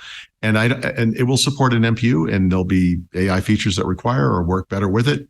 I don't think they're going to be that exciting on Windows. Maybe it'll be third-party stuff. Who knows? But that was always the presumption, is the ecosystem. Yeah, but I think part of the maneuvering you're seeing with Microsoft Copilot is to make it not clear whether you were getting 365 Copilot or Windows Copilot. Yeah, you don't care, because ultimately, the Office team doesn't mind if you buy new hardware either. Right? That's right. All of that is fine. Well, that might become a selling point. I mean, if you have a Microsoft 365 subscription and you're paying for the AI VIG there. Whose price will likely go up. So it's like, hey, if you're using old hardware, it's $50 a seat or $60 a seat. But if you're using new hardware with the NPU mode, it's $30 a seat. Paying more per month for a Microsoft license of some kind than I do for my smartphone it gets into a weird territory. And now you get into the value proposition, like how much does this have to help me before that money is trivial? Right. And at the same time, it's like, hey, we got to get new hardware anyway. Let's get the new hardware with the NPU and the new OS, and we offset those costs over a few months with the price decrease in the cost of the AI tools. See, this is the difference between a corporate environment and a sole proprietor like you and me, Paul. Yes. There's no way to justify that spend. No. In a corporation, it's different. You got data analysts. You got a lot of mediocre middle management people doing. You've got teams of people that can use it and teams of people that can't. And But as sole proprietors, we can't use this crap. Remember, this is an example Richard will appreciate. When Microsoft came out the gate with Longhorn, they were promoting this new app model and .NET and Avalon and all that stuff, and it was all going to be Longhorn only. And through a combination of delays and their customers and developers complaining, they later announced that we're going to bring this stuff back to XP as well. We're going to make this, it's not just going to be for Longhorn. And I wonder, when you think about it, if there's nothing in Windows 11 that makes a compelling case for AI, but we are going to be selling these computers with NPUs. And most of the features you're going to get, most of the benefit you're going to get out of it are going to come out of apps, which may be in Windows, maybe not, maybe in Microsoft 365, maybe from Adobe or third parties. Why not just bring that stuff backward to Windows 10? Yeah. Right. I mean, why not Microsoft 365 on Windows 10 with your extended support agreement for 3 or 5 years or whatever it is on Windows 10? You have an NPU in the computer. You've downgraded to that Windows 10 operating system. Maybe the built-in apps in Windows, there's no reason they can't run on Windows 10 if they don't already. The transparency nonsense I talked about in Paint, or the background blur and photos, or whatever else they're adding, right? Why not bring it to Windows 10? Isn't it really just about that stuff and not an arbitrary version of Windows? It's the license that matters. Who cares, right? And one could argue, they could just stick with Windows 10 Enterprise, because there you go. Yep. Customers there, and Win 11 is a consumer-only edition. Yeah. I actually kind of like that idea. But Mal, I can also see they're going to have to put a new version out sooner or later. Probably 2026, looking at the 5-year time cycle against Win 11. Right. And so you're going to need it anyway. Windows workgroups and Windows non-workgroups 3.1.1 was Windows 95, but without the new UI, right? You had all the technical underpinnings in there. There's no reason they couldn't do the same with AI and Windows 10, right? There's no reason. Yeah, they could, but they haven't, right? We're already to our knowledge, 11, yeah. The 11 exclusive features.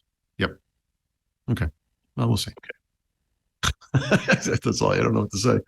I except for the thing I say all the time. We'll see. Yeah. We have had several Windows Insider Program builds over the past week, some of which are kind of interesting. There was a beta build last Friday, and I don't know that this was called out in our article per se, but this is another one of those interesting examples of Microsoft bowing silently to the new EU laws, right?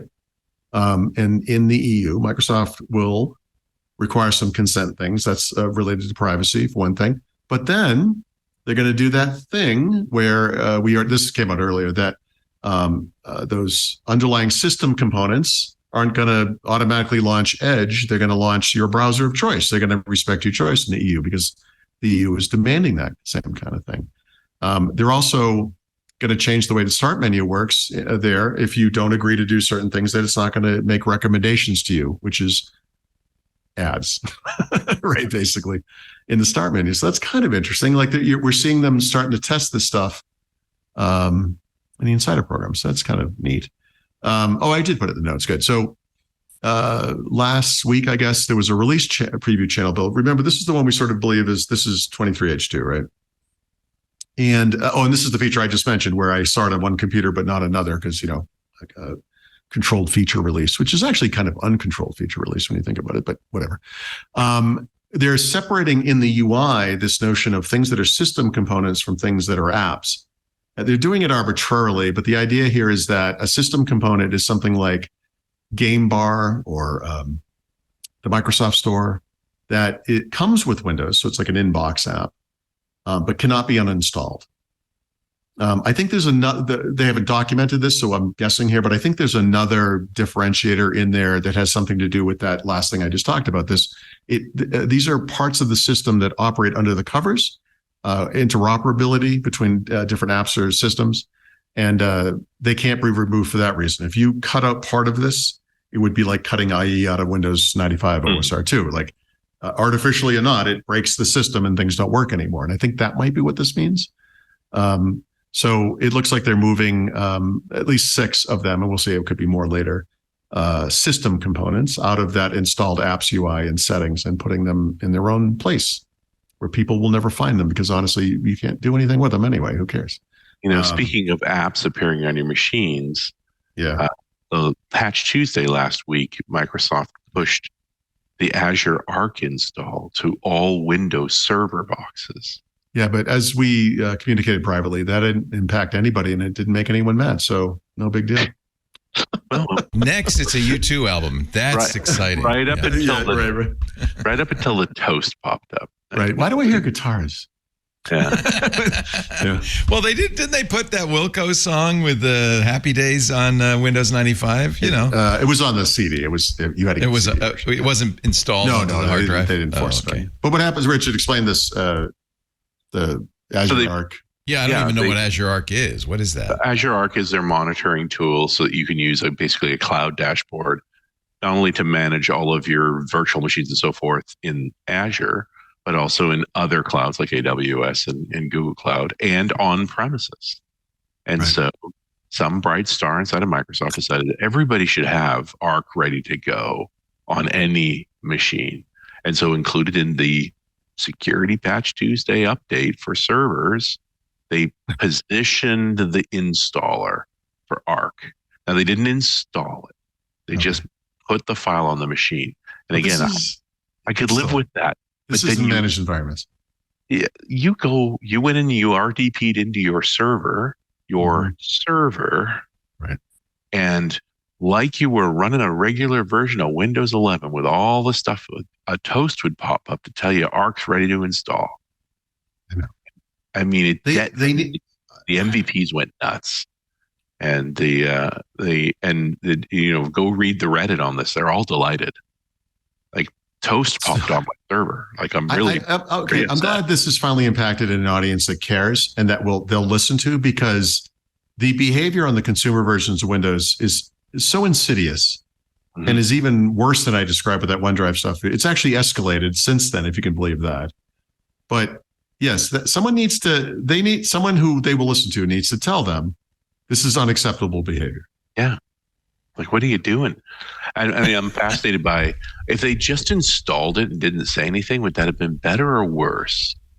Like, are they surprised? That would have been worse. It would have been. And in generally, installing things on my machine and not telling me is bad. But popping toast on my servers is bad. Period. Full stop. Yeah. Like, yep. It happened. So in OneDrive, I'm not going to reiterate my OneDrive issues, but on some machine, again, I'm on 23H2 because I'm trying, I'm writing the book and whatever. And I noticed, again, it silently turned on folder backup, which I don't want. So when you turn it off now, there's a UI with the little on-off switches for each of the folders. So you go to the first, it says desktop on, you're like off. A pop-up comes up. It's like, hey, why did you turn this off? Do you mind taking a survey? And there's a bunch of questions.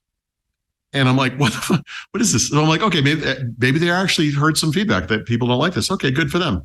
So I canceled out the box and then I went to the second one. Second one was documents. Click documents off. Same survey thing came up. Like, are you kidding me? So I had to dispense with that. I went to the third one, turn it off. Survey comes up. I'm like, oh dear God, what is wrong with you? So I finally got it all off. Close the window. Toast pops up for the side. Says, hey, would you like to turn on folder backup? It's a cool new feature of OneDrive. It is a miracle. I did not hum this thing off of the balcony of this apartment. Like, are you kidding me? The fenestration of a computer. Yeah. Don't tell me that's not malicious. That's yeah. I still think it's indifference. Like, they're just doing. God. There's this whole thing, this idea of negative option billing, where your local monopoly of choice just gives you something or push something on you, and you have to call them to make it go away. Right. It's how they're done with the software. It's like, you can uninstall it. You can delete the file. You can't stop the toast. That's not a thing. No, we're not stopping the toast. We don't have that. That's going to be in Windows 12. We don't even know how to do that in Windows 11. It's like if you had like a cable company monopoly and they keep contacting you to feedback. Hey, how are we doing? What does it matter? What I can't stop you from doing what you're doing. What's the difference? Anyway, okay, sorry. All of my life is suffering, and I blame you. Right. Let me take a break right here before you move on. Oh, okay. Yeah. If you don't mind. No, I don't mind. I got nothing else to do. I'm sitting here. No, that's cool. You're doing your ad breaks and stuff. I'm trying to revive this plant over here. Nothing's happening. My ferns have inspired you. I like that. Yeah, ferns make me jealous. They're so green. I would like lush. every time that you came back on camera, there were more plants.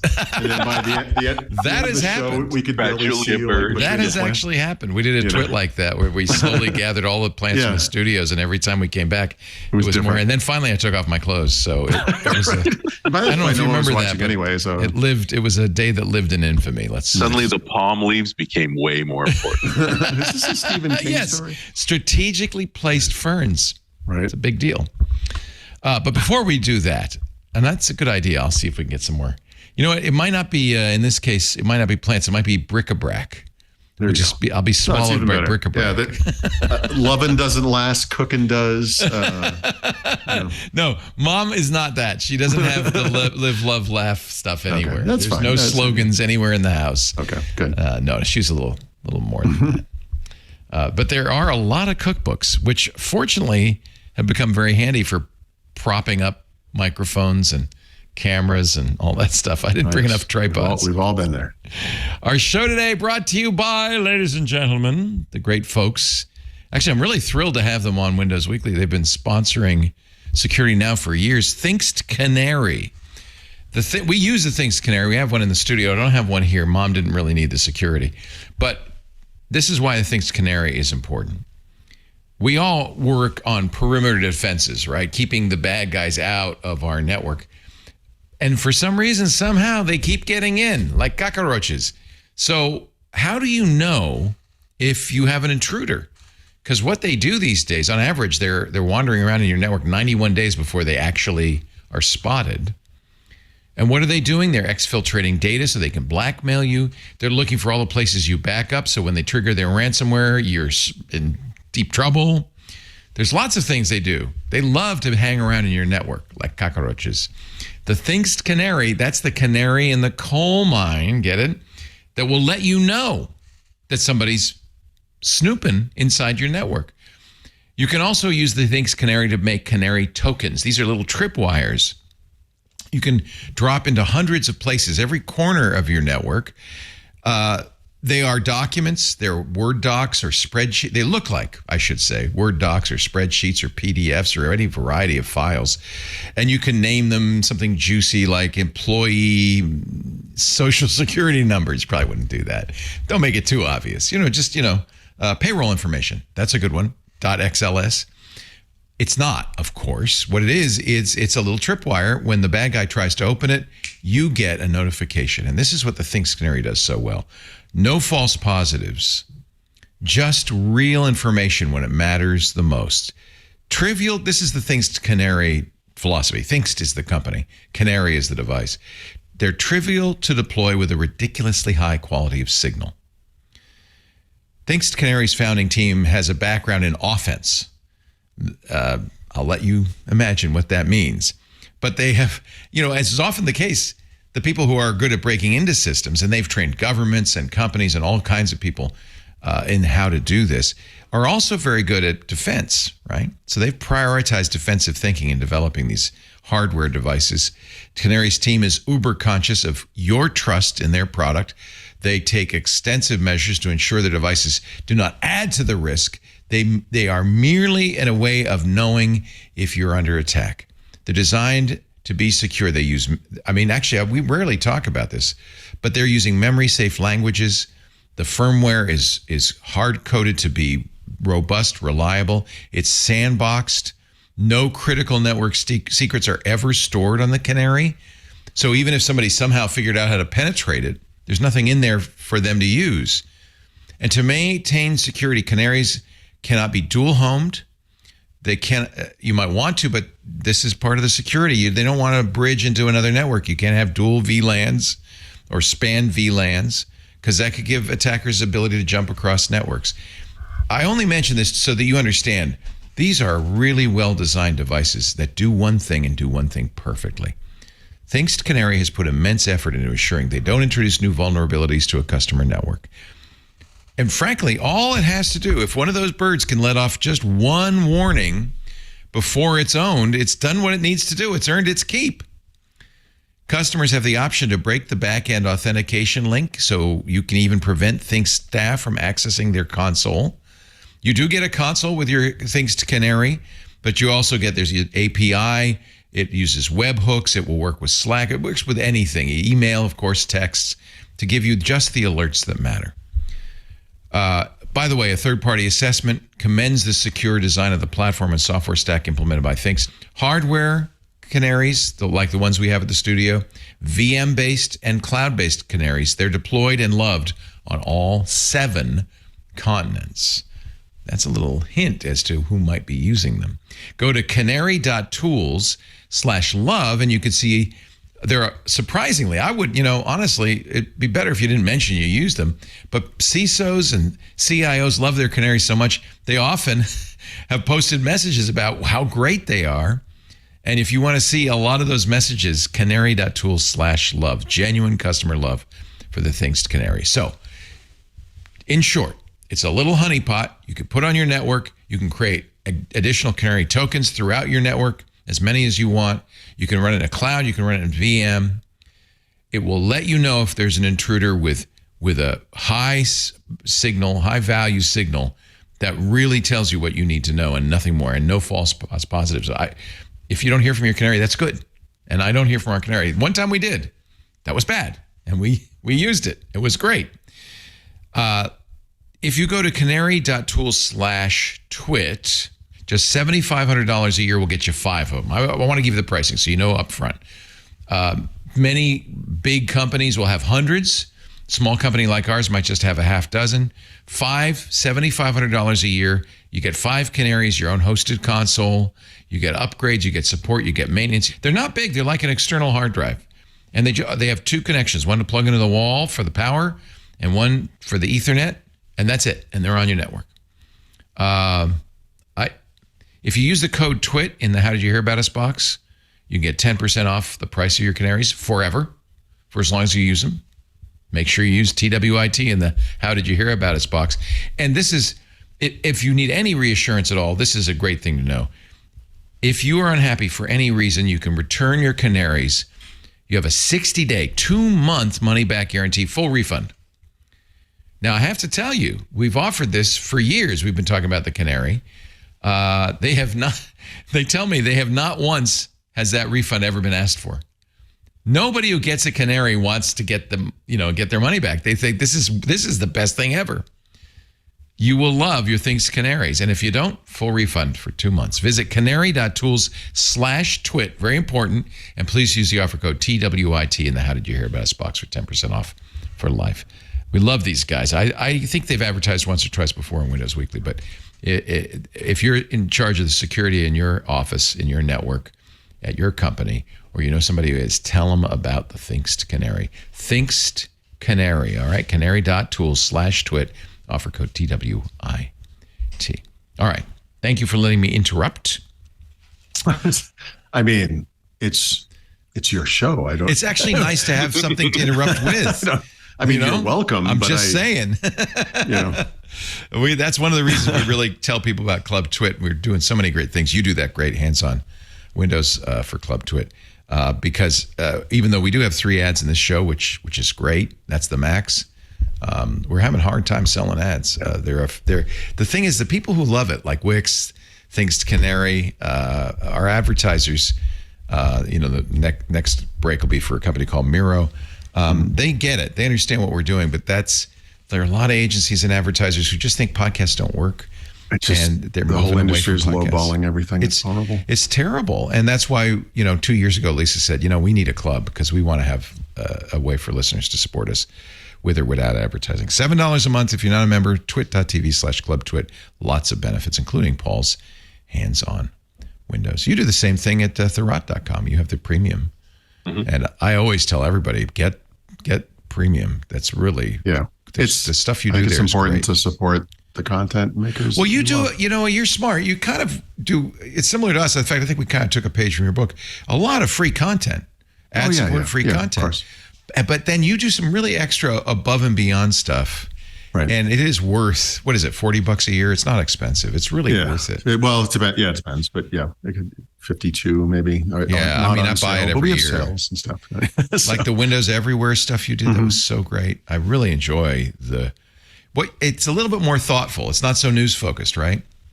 Yeah. Well, it's none of it is news focused, the premium stuff. It's I love that.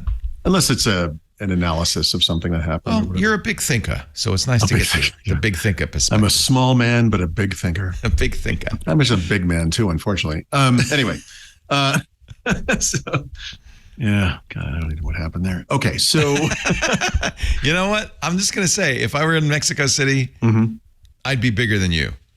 You know what? No, actually, so honestly, okay, you could eat poorly here. That's true. We really, living on street tacos. What are you talking about? Yeah, I don't eat tortillas or anything like that. Yeah. So you're smart. That's smart. That's my. I eat well here, and I mean that in a nutritional sense. So good. It's good. Yeah. On we go.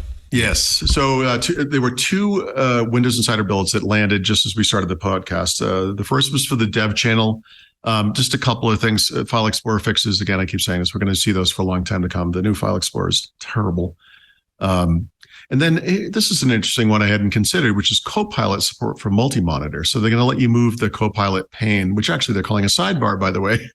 Sidebar 2 words. I hope they change that because the Windows Vista sidebar was 1 word. But they're going to let you move it to a different monitor and it will remember where it was. So you can do that kind of stuff. So not, nothing huge, but that's good. And then the Canary build, which we sort of feel maybe will one day turn into Windows 12. Mail and calendar are no longer installed when you do a clean install of the operating system. We know those are going away, so that makes some sense. And, when I'm updating the book, for example, I'm going to actually delete my mail and calendar chapters and replace those with an Outlook chapter. And everyone can complain because no one likes Outlook. The new Outlook, that is. And then Bluetooth LE support for hearing aids, which is kind of fun. And some updates. That's interesting. So my hearing aids I compare with my phone. And there's really a lot of reason for that. Yeah. Yeah. My son has cochlear implants, but it's a similar, technology. Right. And do they have Bluetooth cochlear implants? Yeah. Well, it's Bluetooth capability. So what you can do is connect to devices, obviously, and hear directly into the device. And when you go to concerts and things, you can connect to a system in the arena. It's so awesome. Yeah. It's some really neat things happening with that stuff. So that's great. This is one of those examples of accessibility. People think accessibility features are for people with handicaps or whatever. And honestly, a lot of these are for everybody. So we all benefit. If we're lucky, we're all going to need hearing aids eventually. That's right. Yeah, exactly. Including my wife, but don't tell her I said that. It's as I say, is always the first to know. So I don't speak Spanish very well, but they always hear me clearly when I tell them the percentage number of the tip. No one's ever gotten that one wrong. My wife can hear me clearly if she wants to. So anyway, a couple of weeks ago, we were talking about Windows 7 and 8 keys and how they were no longer going to work for activating Windows 11. That has happened. So Microsoft has confirmed they've actually cut it off. So we weren't sure at the time, would it be some future version of Windows or some, milestone, whatever. Nope, they just turned it off. So now I wonder if I could use 7, 8 keys to upgrade to 10 and then upgrade to 11 with that. Yep, I wonder the same. Mm-hmm. And now I'm going to think about that because I'll find out. It'll be easy. Too bad there's no way to know. No way in the world you could figure that out. If only you could. Yeah, I'm going to find out. That's a good idea. I had a guy who wrote me in a panic because he had upgraded his, I don't know if it was a hard drive or some component in his PC. He had used a Windows 7 license to install Windows 11, and then it unactivated. And he thought this was why. And this has nothing to do with it. Once you have activated Windows 11, it is nothing to do with the product key. It's due to a matrix of your hardware features of the PC. It's just something changed on the machine. It was that's right. Yeah. Yep. That was the historic problem with activation. So I just told him you can just contact Microsoft support. You won't have any issues there. And this just happened. I haven't had a chance to watch but 5 minutes of one of these videos, but there are now 3 new Dave Cutler interviews on YouTube. I have to tell you how rare it is for there to be any Dave Cutler interviews anywhere. 81.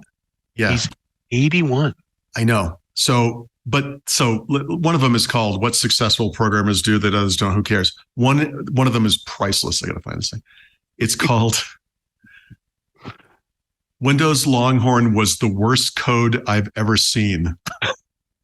So I cannot wait to watch these. Dave Cutler is a character. He is a genius. He is a seminal has persona. Been for decades. And and he is decades. He still roams those halls. I think it's striking fear into everyone around him when he does it. Yeah, he is an aged, the aged lion that's never been taken down by anybody and never will be. He'll leave of his own accord. He will fade into this good night.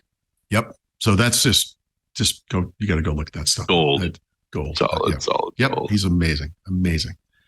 And then there's a beautiful little story that the U.S. Internal Revenue Service actually investigated Microsoft's taxes over a several-year period from 2004 to 2013, so a 10-year period. And it's important to note those years, 2004 to 2013. Think about that for a second because I'm going to get back to it. And what they discovered was that they owe $29 billion in taxes, not including penalties and interest. We broke that last week. What's the result? That's outrageous. Well, this will take many years. They'll probably end up paying a fine and not the full amount is my guess, but it's going to take many, many years. This, as we said last week, is the Dutch sandwich or the Irish? No, the Irish reach around or whatever. So I don't think that's the official term. They have a funny name for it. But it is fair to say the Irish do offer tax breaks to corporations. Yeah, Apple. So Apple did this. I don't know what Microsoft did, but Apple did this. They set up a headquarters in Ireland and made sure that all the revenues outside the U.S. went through the Irish This branch. Is exactly what Microsoft did. They did it in Puerto Rico, which is not another country, but It's tax-free, though. It's a tax-free. They funneled. What they did was they had a business in Puerto Rico that would, and again, the years 24 to 2013 are important for two reasons. This is one of them. They were making. I just wanted to announce Twit is moving to Puerto Rico. Yes. Right. Stat. Right. I'd love to be in Puerto Rico. I'll move my address there and I'll live here and same thing. I'll pay no taxes and I'll live in a place. That's the problem. Cheaper. That's the problem, is that they really weren't doing business in Puerto Rico. Exactly. Right. Well, no, they were. They had a little subsidiary, I don't know if it's an independent company, whatever it was, that was manufacturing DVDs. Oh. That was what they did. So what Microsoft did was assign all of the licensing rights for Windows to them and then pour all the money through that. And so this is exactly what Apple was doing in that's Ireland. The DVD is Windows. That's, all right. So why is this date range also interesting? I mentioned before that Microsoft very suspiciously made Windows 7 license sales an even 20 million a month for the entire duration of Windows 7, which you'll remember went on sale in 2009, right at the tail end of this. These years were a period of time where Amy Hood was not the CFO of Microsoft. It was someone named Peter Klein. And I'm not saying Peter Klein is to blame per se, but I am saying that it is coincidental that he was around for a lot of these little financial shenanigans, and that there are things you can get away with and things you can't. And that I think Amy Hood, we might credit her current era with the lack of transparency during the quarterly earnings reports, right, with hard numbers and all the things they complain about every quarter. But if you look back at Peter Klein, I think we're going to remember him for this stuff, because he was clearly playing. You think Excel? This guy was playing with money. We got to come up with a name for the Puerto Rican tax runaround. Okay, I'm going to try to do it. Is it possible to make this not offensive? Their famous Puerto Rican sandwich is wonderful. Smashed plantain sandwich. It's called the Jibarito. So they did the Puerto Rican Jibarito. The Jibarito. Jibarito. Yeah, it's a new. It's a new way of doing taxes. Or the tripleta is another delicious. Right. You know what? My son is the sandwich king, and he teaches me everything I like about sandwiches. Okay. Yeah. What's the mofongo? I would have called it the muffaletta, not the mofongo. Mofongo. I mofongoed our taxes, honey. I get bad news. That's the Italian Puerto Rican version. No, I think you're talking about the muffaletta, right? No, mofongo. It's a mofongo. What's a mofongo? It's a plantain-based mashed potato-y thing with meat inside of it. Oh yeah, my daughter's weighing in. So you've had a mofongo, Abby? Mofongo can be fantastic. She loves it. She loves the mofongo. Yep. Yeah.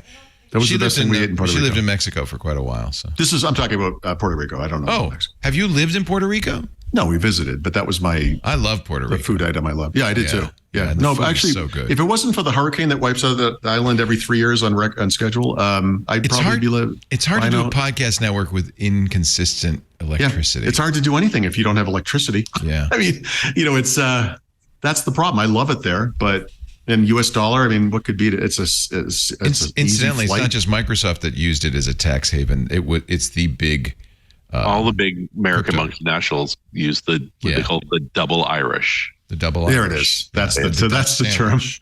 But sometimes they start in Ireland and they route it through. I don't know. Of course. Yeah. I got to talk to my accountant Vinny Boomba, and he's going to tell me how to do this. Right. He was this is the accounting that Thomas Crown used. Leo, it's easy. It's no problem. Right. Everything's going to be fine. Everything's going to be fine. The guy in the suit that doesn't fit is on TV one night, and you're like, we're in trouble. And then you get the bill for $29 billion. This will take several years to. Wow. We're not going to find out the answer to this next year. You can pay for a lot of legal fees with $29 billion. No rush here. Oof. It says Microsoft says it hopes to reach a mutual resolution with the IRS, which I assume means not paying any taxes. So we'll see. I also hope to reach a mutual resolution with the IRS. Yeah. It's my fervent hope. And it was a comedian. I don't remember. It was like, what do you mean pay my taxes? I paid my taxes last year. Oh, gosh. That was the day. Sigh. All right. No. That's. I don't want to. I'm going to get rid of this thing. AI stuff? No, just the first. I don't want to rant about some non-Microsoft. Actually, I want to ask you a couple of things. So we are looking at some events that are coming up in the next quarter. Yep. Because we want to do some events. There's a big Snapdragon event Yes. next week, we are going to live stream that keynote because as we've talked about last week, I think Snapdragon has some interesting, Qualcomm, I should say, has some interesting announcements. So that event is, I think, look, we next know Tuesday. they're going to announce the new compute chip, which is the one for PCs, right? So that's going to be interesting. Right. There'll be a new mobile. We're doing it Tuesday. Right? If you guys wanted to join us, I'll send you a note offline. I can't on Tuesday. What do I have to? I know I have something. It's the 26th, I think. Yeah. That's the 26th. Oh, you're right. It's in 2 weeks. No, that is next week. That's, believe it or not. What's Tuesday? That's what I said. I actually have a meeting with Google. Okay. Which is then the other thing we're going to do is OpenAI. We're hoping their keynote will be streamed live because that's going to be interesting as well. Richard, we might have a third idea for him. And Ignite's coming up. That's it. I wanted to ask you about Ignite. Should we? Is there going to be? What can we say about Ignite? What we can say is that Paul and I will both be there. Mm-hmm. And there may be some recording spaces available for us. So yeah, I think those we want to do. We want to, we don't want to kind of taper off at the end of the year, and I think that Qualcomm Snapdragon event's going to be big next week. The OpenAI event's coming up, and we saw Ignite. Is it November? Yeah, it's with 13th to the 17th. With the main streaming days are the 15th and the 16th. So the keynote on the 15th will be the thing we want to see. And keynote, make a note of that. Wednesday. Keynote on the 15th. Yeah. So that's the thought. Also, I'm embarrassed I forgot to mention this yet. We have the opportunity to interview a Qualcomm executive about the Windows and ARM stuff on next week's show if you're interested. So wow, that'd be a great follow up to the event the day before. Okay. I will have a production associate. I don't know if we have. I'll have my people talk to your people, and we'll keep busy. We can do lunch. The people will be in touch. Okay. So the Ignite thing is particularly interesting to me because they have not invited the press. So I'm kind of sneaking in guerrilla style with Richard, which I like. And I get opportunities. So we take advantage of it. Yep. So that's going to be fun. Yeah. We will. And I was just thinking, we'll take one of the recording booths. We'll watch the keynote from there, stream back to the Quit Studio and do our thing. It's much nicer to be in the hotel. Right. I mean, if we got to do hotels, we'll do hotels. But one way or the other, these announcements are going to be important. So where is Ignite? Is it in Florida this year? It's in Seattle. It's Seattle. Okay. It's a very it's a much smaller event than usual. It's like they did Build this year. They're going to have sessions and keynotes. Same venue as the Build. But not a show floor and no press, coverage, and no press on site, and none of the media. And it very much 2 days. There's 2 days of streaming, but there's days on either side of that in person, and they immediately sold out the in person. Wow. Yeah, which is Ignite actually pretty impressive. It's a partner event, right? What is it? No. This is their IT / their internal IT. IT mostly. This was what used to be called Tech Ed. Right. Yeah. Right. I mean, they've always had some dev content, but not as much now, especially. And they almost don't have to because, they've always said, they had Build, obviously, but they also have separate .NET events, and they're starting to separate that stuff out again. And Just for Fun, .NET Conf is the same week because that doesn't compute anybody. I'm sure it had something to do with. No, I don't know. Who cares? It's just so stupid. It's so typical of Microsoft. But that's .NET 8's happening that week. It'll be fun. Yeah, that .NET 8 releases to engineering on the Tuesday, and they. But for the people interested in this stuff, there's going to be a lot of AI, right? Obviously. Huge focus on that. Huge focus on data. Yep, and it's going to be all virtual, so you can stream it later. Yeah, you don't have to watch it live. Everything's online. Lots of M365, lots of Teams. Yep. Dynamics. Yeah. And that's so I've been helping bring podcasters to the event. And so those are the I'm a podcaster, so what the heck? Yeah, me too. I'm a podcaster. That's something you don't say. I got a microphone. Let's go get a bar. I listen to a podcast where they make fun of anyone with a title like that. They'll be like, blogger. He's a blogger. It's even worse because he's a podcaster. Anyway. Like a blogger, only noisier. It took me like 10 years to warm up to the term blogger, and I'm still a little queasy about it, but it's okay. Look, you're a writer, and some of it ends up online. Yeah, and we have to have a word for it, so we're using that word. Yeah. Okay, I can deal with it. new versions of browsers are coming out. I didn't look at this too closely. There's a new version of Chrome that came out today. Something about the address bar. I don't really care. But Microsoft Edge 118 came out the other day, and it of course it does. It includes a little AI feature, and it's related to Find. And for you people that kind of fumble finger every time you type anything, I think this is going to make a lot of sense. Which is, you're on a page, you're reading the article, and you want to find a reference to something you just read that was also in the article, and you can't find it, and you do, Control F find, and you mistype it, right? And then it says no results. And they're going to use AI to sort of look at that thing you mistyped potentially. And if they think there are words you might have meant, they'll give you a list of those words. You click on it and it'll find on that term. So, last year I would have called that autocorrect, but okay. Thank you for accepting that blindly. I was going to say, I know. I was going to say, like spell checking, I can tell AI has gotten its way into spell checking now because it doesn't work anymore, which is beautiful. And grammar just checking. creates whole new words out of whole cloth, right? Everyone was worried that AI was going to put people out of jobs and that no one was going to be that person that sat between AI and the publishing of something. But I got to tell you, as a writer in Word, and then again when I publish to WordPress and I use Grammarly, I have to. I'm the one watching the watcher here. Like you have to know enough about writing to know that, no, this thing you suggested is not just wrong, it's ridiculous. And this is happening more and more. Yeah. It's really strange. Yeah, it's getting better. It's getting worse. So anyway, there's that. A minor point, but Adobe first, and then Microsoft, and now Google have announced they will indemnify their users against any intellectual property claims against their use of their AI. And did I say that right? Not intellectual property. Copyrights, liability, whatever it is. Yeah. So this applies to their paying workspace customers and also Google Cloud customers. So this isn't for individuals. You can't just go nuts and make naked pictures of celebrities with it. This is for people using it to create content. You could. I'm not saying you should or whatever. No, you definitely shouldn't. They're not going to pay you if you do. 24 hours isn't going to pass on its own. That's all I'm saying. The days are long. And then speaking of Google, so Google is, because of Microsoft and Bing and all the stuff that's happening, Google has had to put everything in overdrive, these things they weren't going to do. Google is testing a lot of their AI capabilities for consumers in search through something called the Search Generative Experience. It's a separate Google search UI, basically, where they do a bunch of AI stuff. And they keep adding to this. Honestly, they add a lot to this over time. Is this their Canary Insiders build? Is that what this is? Yeah. Yeah, that's a good way to put it. Yes. I mean, so for example, if you think about Bing and how Bing is a lot like Google, Bing Chat is its own thing.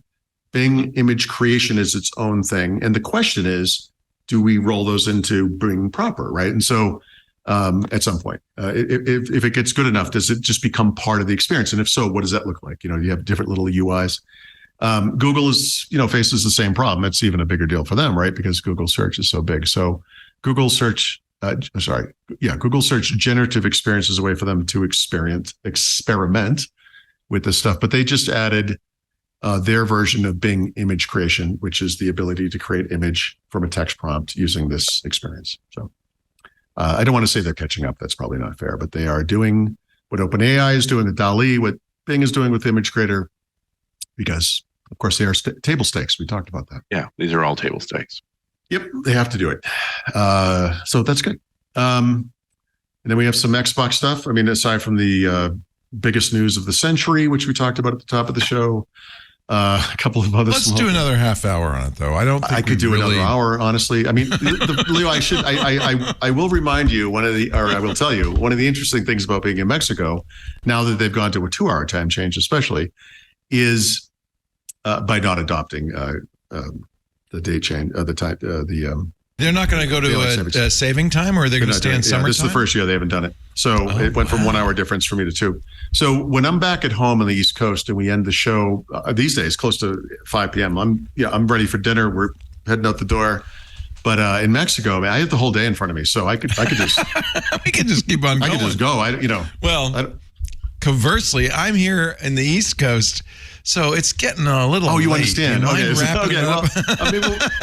maybe we'll get a little empathy out of this then. Okay. And in Portugal, what is it now? Midnight? 9 o'clock. It just feels like midnight. Which in Portugal is dinner time. Right? Dinner time. They eat late around here. Yeah.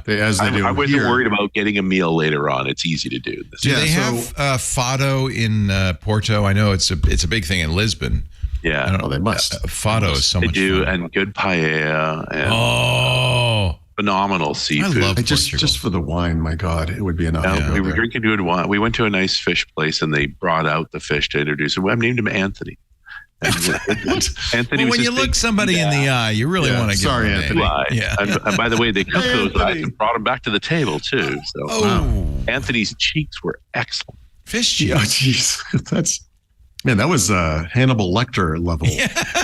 Did you have a nice Chianti and little fava beans on the side? Porto. I'm going to have your cheeks with a nice Porto and a sea anemone. We were drinking the Portuguese equivalent of a Tempranillo. So very nice. Very nice. Portugal's wonderful, and I love Portugal's people. They know how to eat here. Yeah. So we'll end the show in the middle of the afternoon here, and usually, like I said, 5 to 6 we would eat, but same thing. They don't eat till late. So we have restaurants we can't even get into. Like the sushi place we go to doesn't open till 7. Wow. Till 7. Can you imagine? That's the early bird special. We're the only people at the sushi bar at 7. We're literally the only people there. So the Spanish, I don't know, Hispanic culture, I guess we call it, or whatever this is the lateness of these meals. In Spain and Portugal. I just call it Mediterranean culture, even though Porto's but it's also the whole South America and Central America too. So I don't know what you call it, but the Latinx culture, Latin culture. Latinx, I think you call it the Latin culture. Yeah, Latin. I think Latin works. Yeah.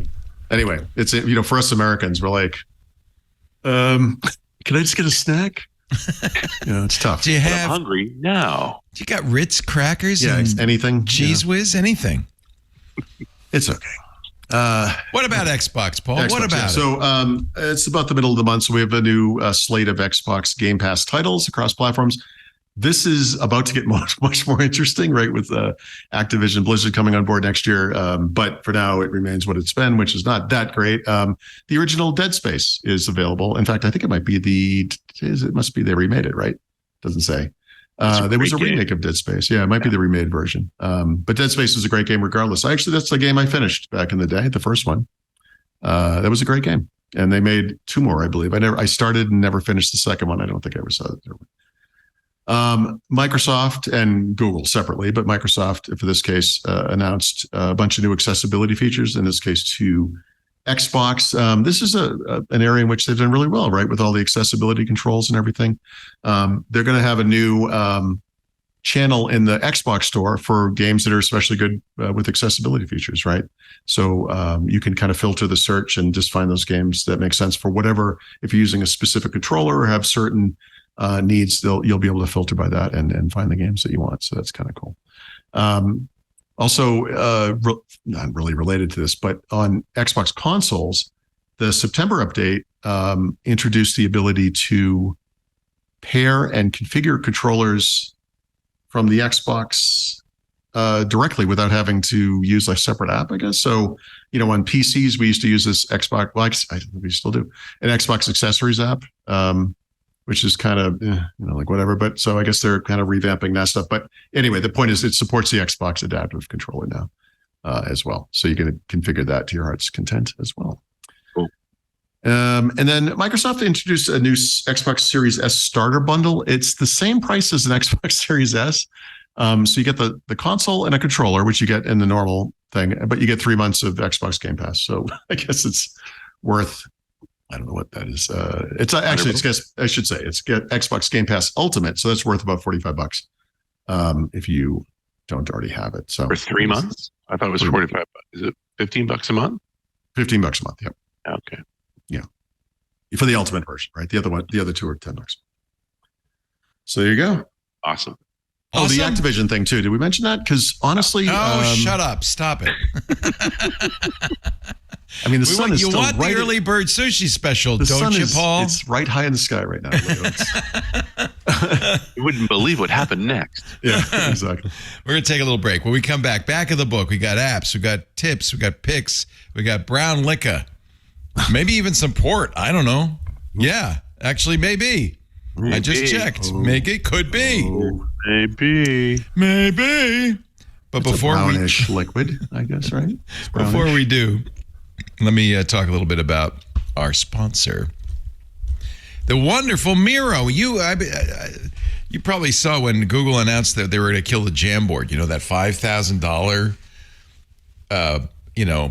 board, like Microsoft's thing that you can write on and you can collaborate on. They said, but don't worry, you still have Miro. Miro's not a Google product. I think it's fascinating. Google said, there's this Miro thing. It's not $5,000. In fact, you can get your first 3 boards for free. What is Miro? Miro is the online workspace for innovation, simply put. What does that mean? Oh, questions. And how can it help you? Okay, let me explain. Miro, M-I-R-O, is one incredible visual place that brings all your innovative work together no matter where you're located. And this is important these days with hybrid work, people working at home, people at the office, people all around the world in different time zones. Miro's packed with the right things to be your dream product's home base. If you're doing product design, you'll love Miro. 6 bundles from product development workflows to content visualization. It's all powered by Miro AI. So whether you're generating new ideas or summarizing complex information, the AI can do it just like that. It's pretty cool. Miro works for any kind of team, by the way. We use it at Twit to plan shows. But product development teams, I think, really get the full Miro experience. It offers teams the richest feature set of any visual workspace, with specific tools to help with strategy or process mapping, facilitation tools to help you run effective design or agile sprints. You get the picture. Miro connects super seamlessly to platforms you're already using. We use it with Zapier and Google Drive. You can use it with Jira and Confluence. You can use it with Asana. So you can centralize your work in a way that makes sense for your team. And here's the great thing. It's not just importing data from those sites. You don't have to leave Miro to update projects or statuses in any of these tools. You can do it in Miro. So instead of having to shift from tool to tool and tab to tab, Miro lets you do it all in one place. One source of truth for everybody on the team, no matter where they are, no matter what time zone they're in. That's fantastic. It's a massive time saver. Miro reports saving up to 80 hours a year per user, like 2 weeks of extra vacation a year, by streamlining conversations, cutting down on meetings, seeing the single source of truth, the most up-to-date information, all in one place. They've added a new feature, which is great. They call it Talk Track. It is kind of what it sounds like. It's a board recording, a video recording feature. So you can, if you're, let's say you're in that time zone that's different from the main time zone, right? You can pre-record a video with your thoughts and leave it on the board. You don't have to schedule another meeting, work out a time. You can both be available. Put it on the board. People can see your comments. They can even leave theirs. M-I-R-O, Miro. Miro. Go on, try it for yourself. As I said at the top, the first 3 boards are free. So there's no reason not to see what this can do for you. And while you're, by the way, at Miro, check out the Miroverse for a lot of more ideas about how you can use it. Your first 3 boards for free. Start working better. Miro, Miro.com/podcast. Miro.com/podcast. Thank you, Miro, so much for supporting Windows Weekly. And remember, you got to use that address to support us back. If you want to try Miro, Miro.com/podcast. All right, I'm done talking. And now we have a little app of the week, I believe, with Mr. Paul Thurrott. Yeah. I don't have a tip this week, but I do have 2 apps. So hopefully that will placate you. Consider me placated. Yeah, there you go. The first is the DuckDuckGo browser, which is not as advanced on Windows as it is on the Mac, and that doesn't bother me at all. But it has improved a lot since June when I last looked at it. And those improvements include such things as password auto lock with Windows Hello support, which is nice.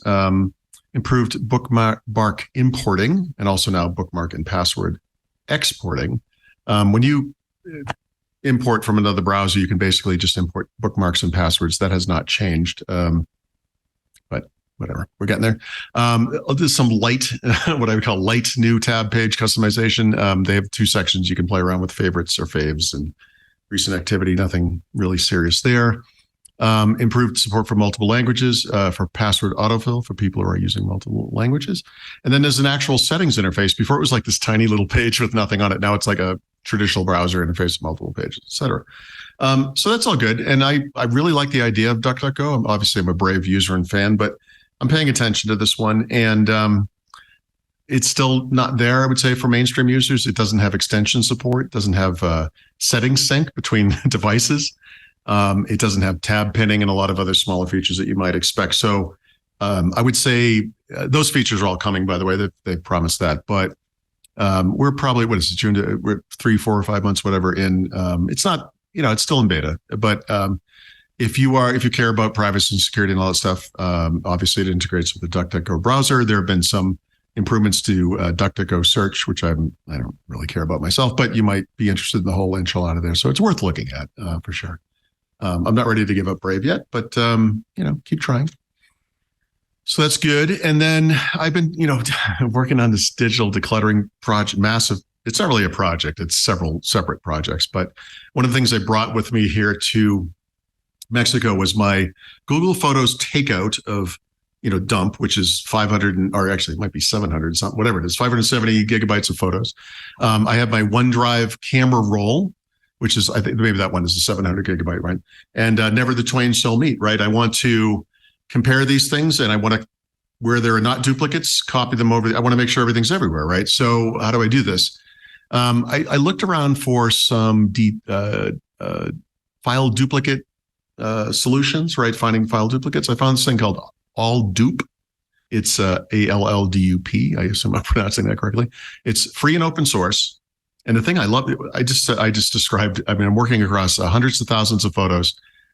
This thing was really fast, and it found 167,000 duplicates across those two collections. And I haven't done this part yet. It's very advanced. You can go in and give it instructions on what to do with those things, right? So when there are duplicates, like I even found duplicates in the same collection in some cases. So I can dedupe that, and then I can, but also work with the files that are not duplicates, right? And do whatever I want to do there, copy the files in either direction. So that's the next step. But I was really surprised by how well this worked. I've run into so many problems with File Explorer, obviously, but also any other utility that has to kind of hit the file system when you deal with hundreds and hundreds of thousands of files.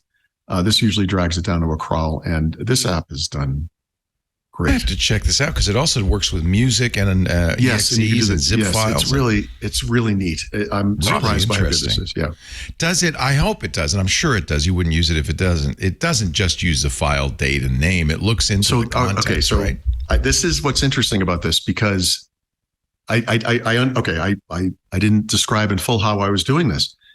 You can do it different ways. And for photos, you might want to do EXIF data or, whatever that might be. And I've done some of that stuff, but I actually to date have not downloaded my camera roll to a device.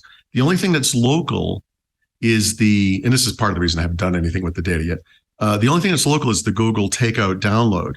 So I'm literally just doing file name compare in this case, and exact file name compare. I'm not doing anything else, because you can compare other things. You can compare, what if you have files of the same name and you uploaded them using a service that truncates them or something, and it's a smaller version of it? You'd want to know that, right? And so I'm not done with it. I've just done that first step, but I was so blown away by how fast this worked, knowing how slow other things can be with files of this nature, like of this number. That this thing blows my mind. And then you could, if you're looking at it, you'll see it does so much more. So I'm going to do this in stages and try to figure this out in a way that makes sense. Because you run into a hard drive or a storage limitation problem locally, especially with laptops. So we'll see. I'm hoping by the time I get home from Mexico, I will have consolidated these collections. So this thing is playing a big role already. It's already gotten me to the next step. So it's worth looking at. Yeah. Windows only, AllDup. Oh, is it Windows only? Yeah. Well, that's fine. Of course. Well, we're Windows only, Leo. Of course it is, because this is Windows Weekly. ALLDUP.info is I forgot the link to it. I'm sorry. Yeah. That's all right. That's what I'm here for. To keep you honest. Yeah. Run as radio, I love baby. Seth and miss him so much. So this week's show, episode 902, I brought in Seth Juarez, who works at Microsoft. He was the Channel 9 guy for a long time, but he actually has a master's degree in mathematics. He is a genius. Brilliant in machine learning, and the old school machine learning, not the fun, new, shiny. And I had been made aware by certain contacts within Microsoft. He was doing briefings all through Microsoft about the right ways to talk about large language models. Will we see him at Ignite? We will indeed, yes. Oh, good. I'm glad to hear that. And I said, give that talk to me. Yes. But let's put it on the show. And so we got a version of it on Run As, where he really talked about the idea that a large language model is a language calculator. And like a numbers calculator, the numbers you get out are directly related to the numbers you put in. But can you put it upside down and it says boob? Only if you do it right. Is that a thing? Yeah. And so really this idea that there's no understanding going on, this is a probability matrix being generated. And so you just have to keep manipulating the input set of language to get an output set that's useful to you. And, I love this. I'm definitely listening to this. And then we know this is a sysadmin show. So it's like, listen, if you've got an organization that's thinking about using this, or perhaps they're already using it, like, what do you do? And so he started digging into the various products that are more company safe and are better approaches to taking advantage of the LLMs, so that you can introduce it into your company in a way where people can learn and can avoid leaking company data in the process, and use the products appropriately. So very sensible conversation, Seth is. This sounds like there are people listen. At Microsoft like this who I find to be so valuable. And Stephen Rose was like this too. Someone who can kind of cut through the messaging and just say, look, this is what this really is. This is how it really works. Now, knowing that, what do you do next? And that's totally Seth. And with such kindness too. Yeah, he's a good guy. Not a growly person in any way. It's like, I know, I get it, why it can be confusing and it's being overhyped, but here's what's really all about. Nice. And dun dun dun. He went all the way to Portugal to bring us our brown liquor of the week. Yep, a little port. Ooh. So, being in port, I did do research yesterday, which is to say that I took a tour all the way up into the High River Valley of the Douro Valley. So, port is an appellation, like it's a particular name for fortified wine. It's for this region, and since 1756, it's one of the very first appellations ever filed anywhere in the world. This is the area that makes this kind of fortified wine. It's based on a bunch of different local grapes that have distinctly Portuguese names, and all port starts with winemaking. So this, if you go up the Douro Valley, and the Douro River runs all the way into Spain, and you in those upper parts, especially in the higher areas, it's very Mediterranean there. It's olive oil and it's grapevines and very little else. Tough soils, dry, but makes for a remarkable wine and lots of little microclimates. So the different grapes grow in different regions. And so the farms have never consolidated because you need such knowledge of the hill or even the individual field that you're on to get results from it. But it all starts with winemakers and aging in oak barrels. There's an apocryphal story that the beginning of the whole fortified wine idea came from Englishmen who were importing Portuguese wine to England because England can't grow wine grapes, at least not good ones. And so they always... Well, global warming will fix that. But things are changing. So for a long time, of course, the English get it from the nearest place they can, which was France. But every so often they go to war with France, and that became a problem because you can't really buy from when you war. So they'd go a little further south. It might be Spain, might be Portugal, and so forth. And so there were English brothers in the 1600s that added alcohol to the wine to keep it from spoiling. The local wines tend to be a sweeter wine, and they are susceptible to bacteria. And so then they would ship it back to England, and the addition of that alcohol pulled some nice flavors out of the oak barrel in the process, and so it became a popular idea. Now, if you present this idea to a Portuguese person, you are running serious risk of injury. So be careful with who you talk to about it. But this whole process has continued for quite some time. And so if you normally allow the grapes to ferment in their yeast, they become quite a strong, these grapes here have a lot of sugars in them. And so they will come up at about a 14, 15% wine, like it'll poke you in the eye. Drink carefully. But if you stop it with the alcohol, and they would typically stop it at around 20%. Now, the alcohol in question here is actually a kind of grappa. This is all wine based. So, you don't waste things when you're making wine. And after you've made your wine, you have some leftover peel and stems and things like that. And you can distill that into a higher alcohol. And in fact, there's a standard process that's used for port that creates a distillate of about 77% alcohol. And that's what's added to the port to raise it to that 20%. But they typically will stop the fermentation early. So they want the sugars that are still in the grape to be left there to make the wine, the port, sweeter. So that's the approach. Now, the weird part, of course, is this English relationship, because if you think about a lot of names of port, you think of names like Dow and Taylor's and Graham and Cockburn. Like, these are very English names. And that was because while the winemakers were high up the Douro Valley, the warehouses are down in the port. It's in Porto. And so it was actually the English companies that owned those storage facilities. So the winemakers would make their initial wine, and typically if they only make port in used barrels. So they would initially make wine in the barrels and then later use those barrels to make port, where they'd add that alcohol to it. They'd keep it at the winery for about a year to marry the spirits properly. The environment's obviously different up in the high valley, so it's drier, it's hotter. And then after that year, it would be moved by punt, by these boats, down to the cooler, more humid environment that are the storage warehouses right across from where I'm sitting here right now on the town of Gaia, which is on the other side from Porto. They don't use the boats anymore. They have put in hydroelectric dams most of the way up the Douro. And so it's all moved by truck today. So in the end, this idea is only allowing a slight fermentation to preserve the sugars, and then using the alcohol to stop the yeast in its action. But there's a bunch of different ways you can go about it. So let's talk about the different kinds of port that are available.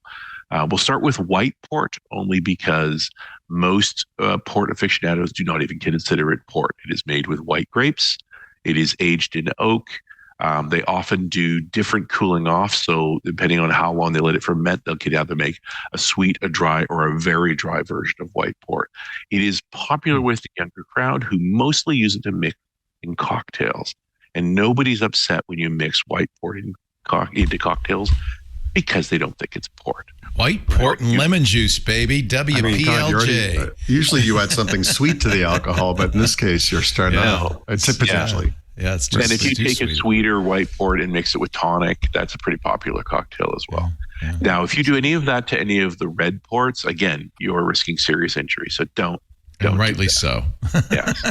Especially if they age them. It's interesting because the story of sherry, we were in Cadiz, Spain earlier this year, is very similar, because the English also fell in love with sherry. Yep. And the folks in Spain looked over at the Portuguese and said, hey, they're putting brandy in that wine. Yeah. I wonder how that would work over here. So, well, and without a doubt, it's a stabilizing force, right? Like putting the alcohol level up even a bit. And you realize they're not going above 20%. So, we were talking about making whiskey, and they were going with the barrel at 60%. Like, you're pulling very different flavors out of the wood. And they use their barrels over and over and over again. But they also use a larger variety of barrels. So the red ports are the ruby port and the tawny port. And a ruby port is much more wine-like. It's got that deep ruby color. And that's because they make it like wine with red grapes. They age it in massive barrels. I mean, genuinely gigantic. I saw a 33,000 liter barrel yesterday. Yes, like a swimming pool. Yeah, 8,000 gallons. Like, these are big barrels. How big was that? As big as a room? Yeah. It's got to be the size of a room-sized barrels. The biggest are over 60,000 liters. And the reason for that is that they don't actually want to have it contact a lot of wood. They don't care about the flavor of the barrel. Yeah. They're letting the wine itself mature primarily. Does it oxidize? It must oxidize a little bit because it does, but not very much. It only typically in no less than 3 years. That's about the limit of it when you talk about a ruby. And then they add, and that's after they've already added the spirit to it, so it's already at 20%. And then it'll be bottled off. And there are specialty rubies, like you will see vintages occasionally. Most of the time they're blending. And so they don't really declare a vintage. But every so often you have a very good wine year, they will make a vintage ruby port. Because it's more wine-like. You can't treat it like a spirit in the sense that once you open the bottle, you kind of need to finish it. So they always say that ruby ports are for celebrations where you have lots of people around, where you can take a 20% spirit bottle, open it, and have it drank that day, or at least within a couple of days. And typically drank at a coolish room temperature, 10, 15 degrees centigrade, so 60, 70 degrees, no more. Now, the more whiskey-like or more traditional brown liquor-like are the tawnies, and these are the ones that you find with the much more substantial aging. So a tawny port is aged in smaller barrels, 250 to 500 liters, or about 60 to 120 gallons. Barrels you would recognize, barrels you would have a chance of moving, because you're not moving a 60,000 liter bottle barrel anywhere. So a lot more wood contact, a lot more flavor. Because it's red wine, and let me pour a little of this, all of the color came from it being wine. How dare you? Terrible. Oh my God. But as it oxidizes, it actually gets paler, and hence the tawny color. Now, this is a 20, but as it gets older, it gets lighter. And it is oxidation. So it gets a sort of rusty. So it starts off as squid ink, and then it turns into... starts out as a dark red wine, and it gets lighter. And I was shown a glass bottle of some 90-year-old. No way. And it was very pale, almost a pale raw color. Wow, now, that's interesting. If you find tawnies that don't have a year on them, like this 20, typically 6 to 8 years old. And after that, it goes up in increments of decades. How does that oxidization, paling affect the taste?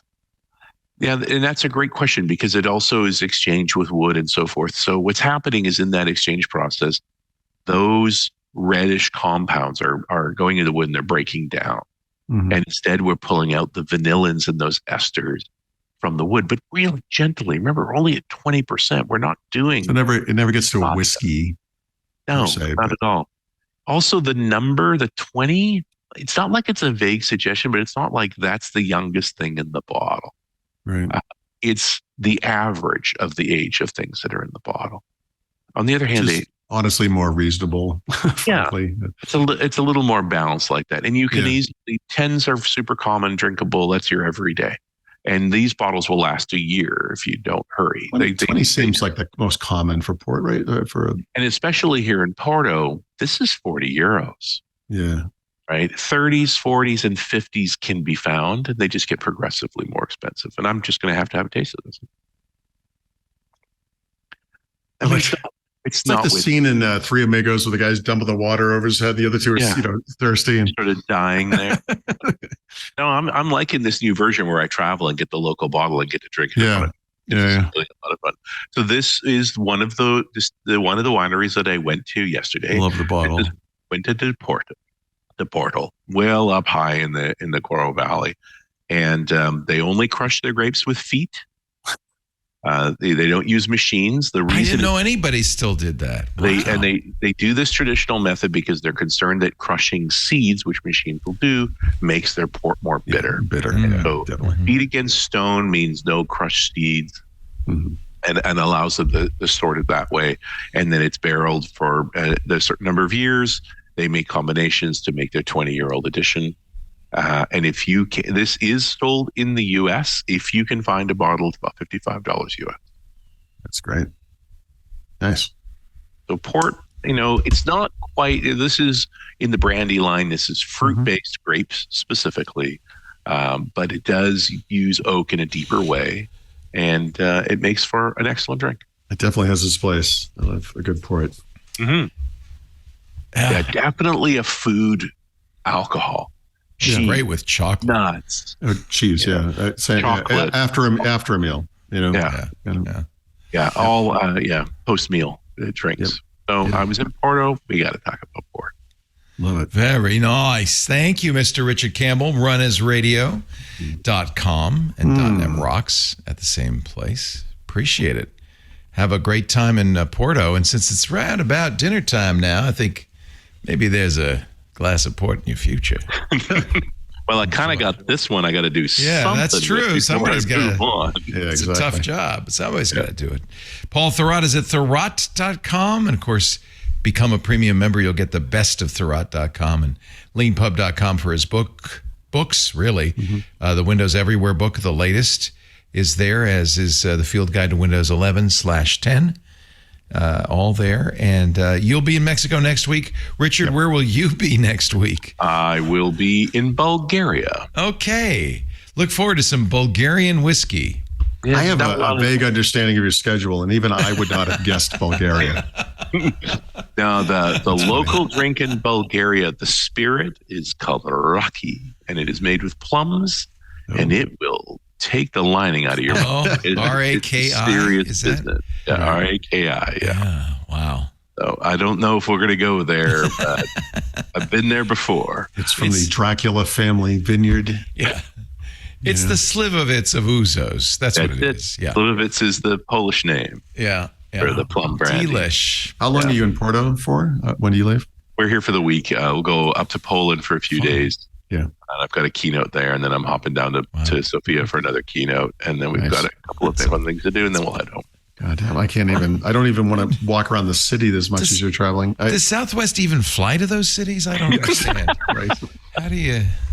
This was a multi-split ticket with some Air Canada, some Lufthansa, TAP, which is the Portuguese airline, LOT, which is the Polish airline, and then I'll tell you something I'm never going to do again, which is fly Southwest to Providence's TF Green Airport. Oh, I like TF Green, but I hear you. I like TF Green, but I got to fly via Baltimore. Yep. And on the way out, I got a middle seat because I only checked in 12 hours at a time. Leo. People are waiting on the button 24 hours to get in there to get that A or B seat. I got a C, and that means I was in the middle seat. You got to not do the cattle call airline. I'm not going to do it anymore. It's not your way to fly. I'm going to fly to Boston on JetBlue and live it up. But I was like, I had a big guy in shorts. And part of him was in your seat. Spreading into my seat. He was on my left. And then the funny thing is I had a little old lady on my right who really was... So you're leading into her because they... Well, she was convinced that armrest was hers. And as everyone knows... Middle seat etiquette is simple. Middle seat gets both armrests because you got nothing else. Right. I got neither. I got a big ham on my left. And she had a very sharp elbow, and she kept saying, move over. Bony, I would imagine. I'm sitting like this. Right. And I'm not that slender. And I was never again. I've learned my lesson. That's usually but that's what does it. You have that one experience, and you're like, if you cough repeatedly, everybody seems to lean away from you these days. One time I just started crying. That worked. I felt like crying. All I could do is just say, well, it could be worse. I don't know how.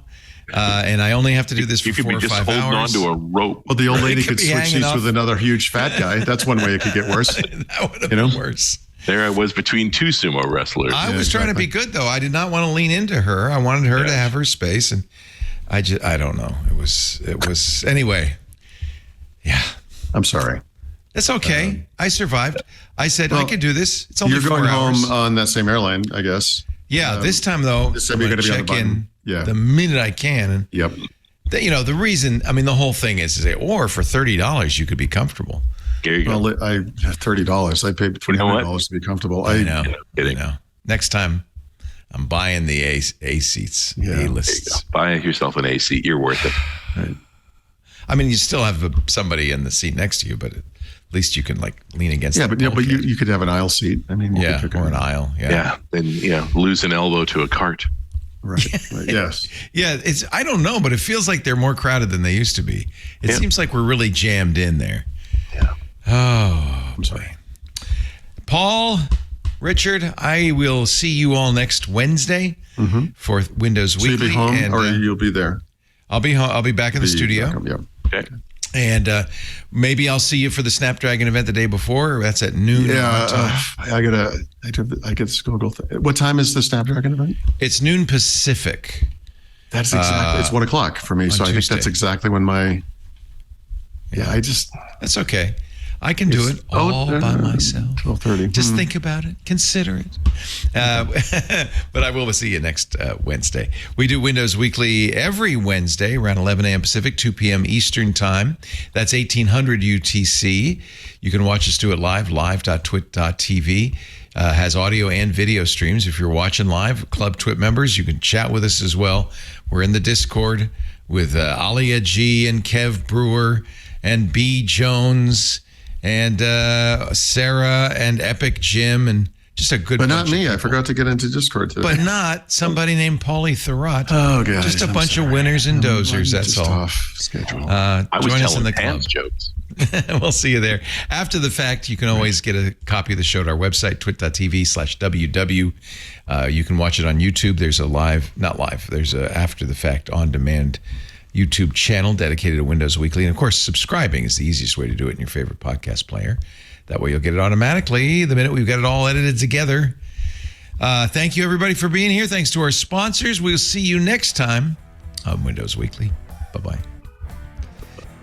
Hey, we should talk Linux. It's the operating system that runs the internet, but your game consoles, cell phones, and maybe even the machine on your desk. You already knew all that. What you may not know is that Twit now has a show dedicated to it, the Untitled Linux Show.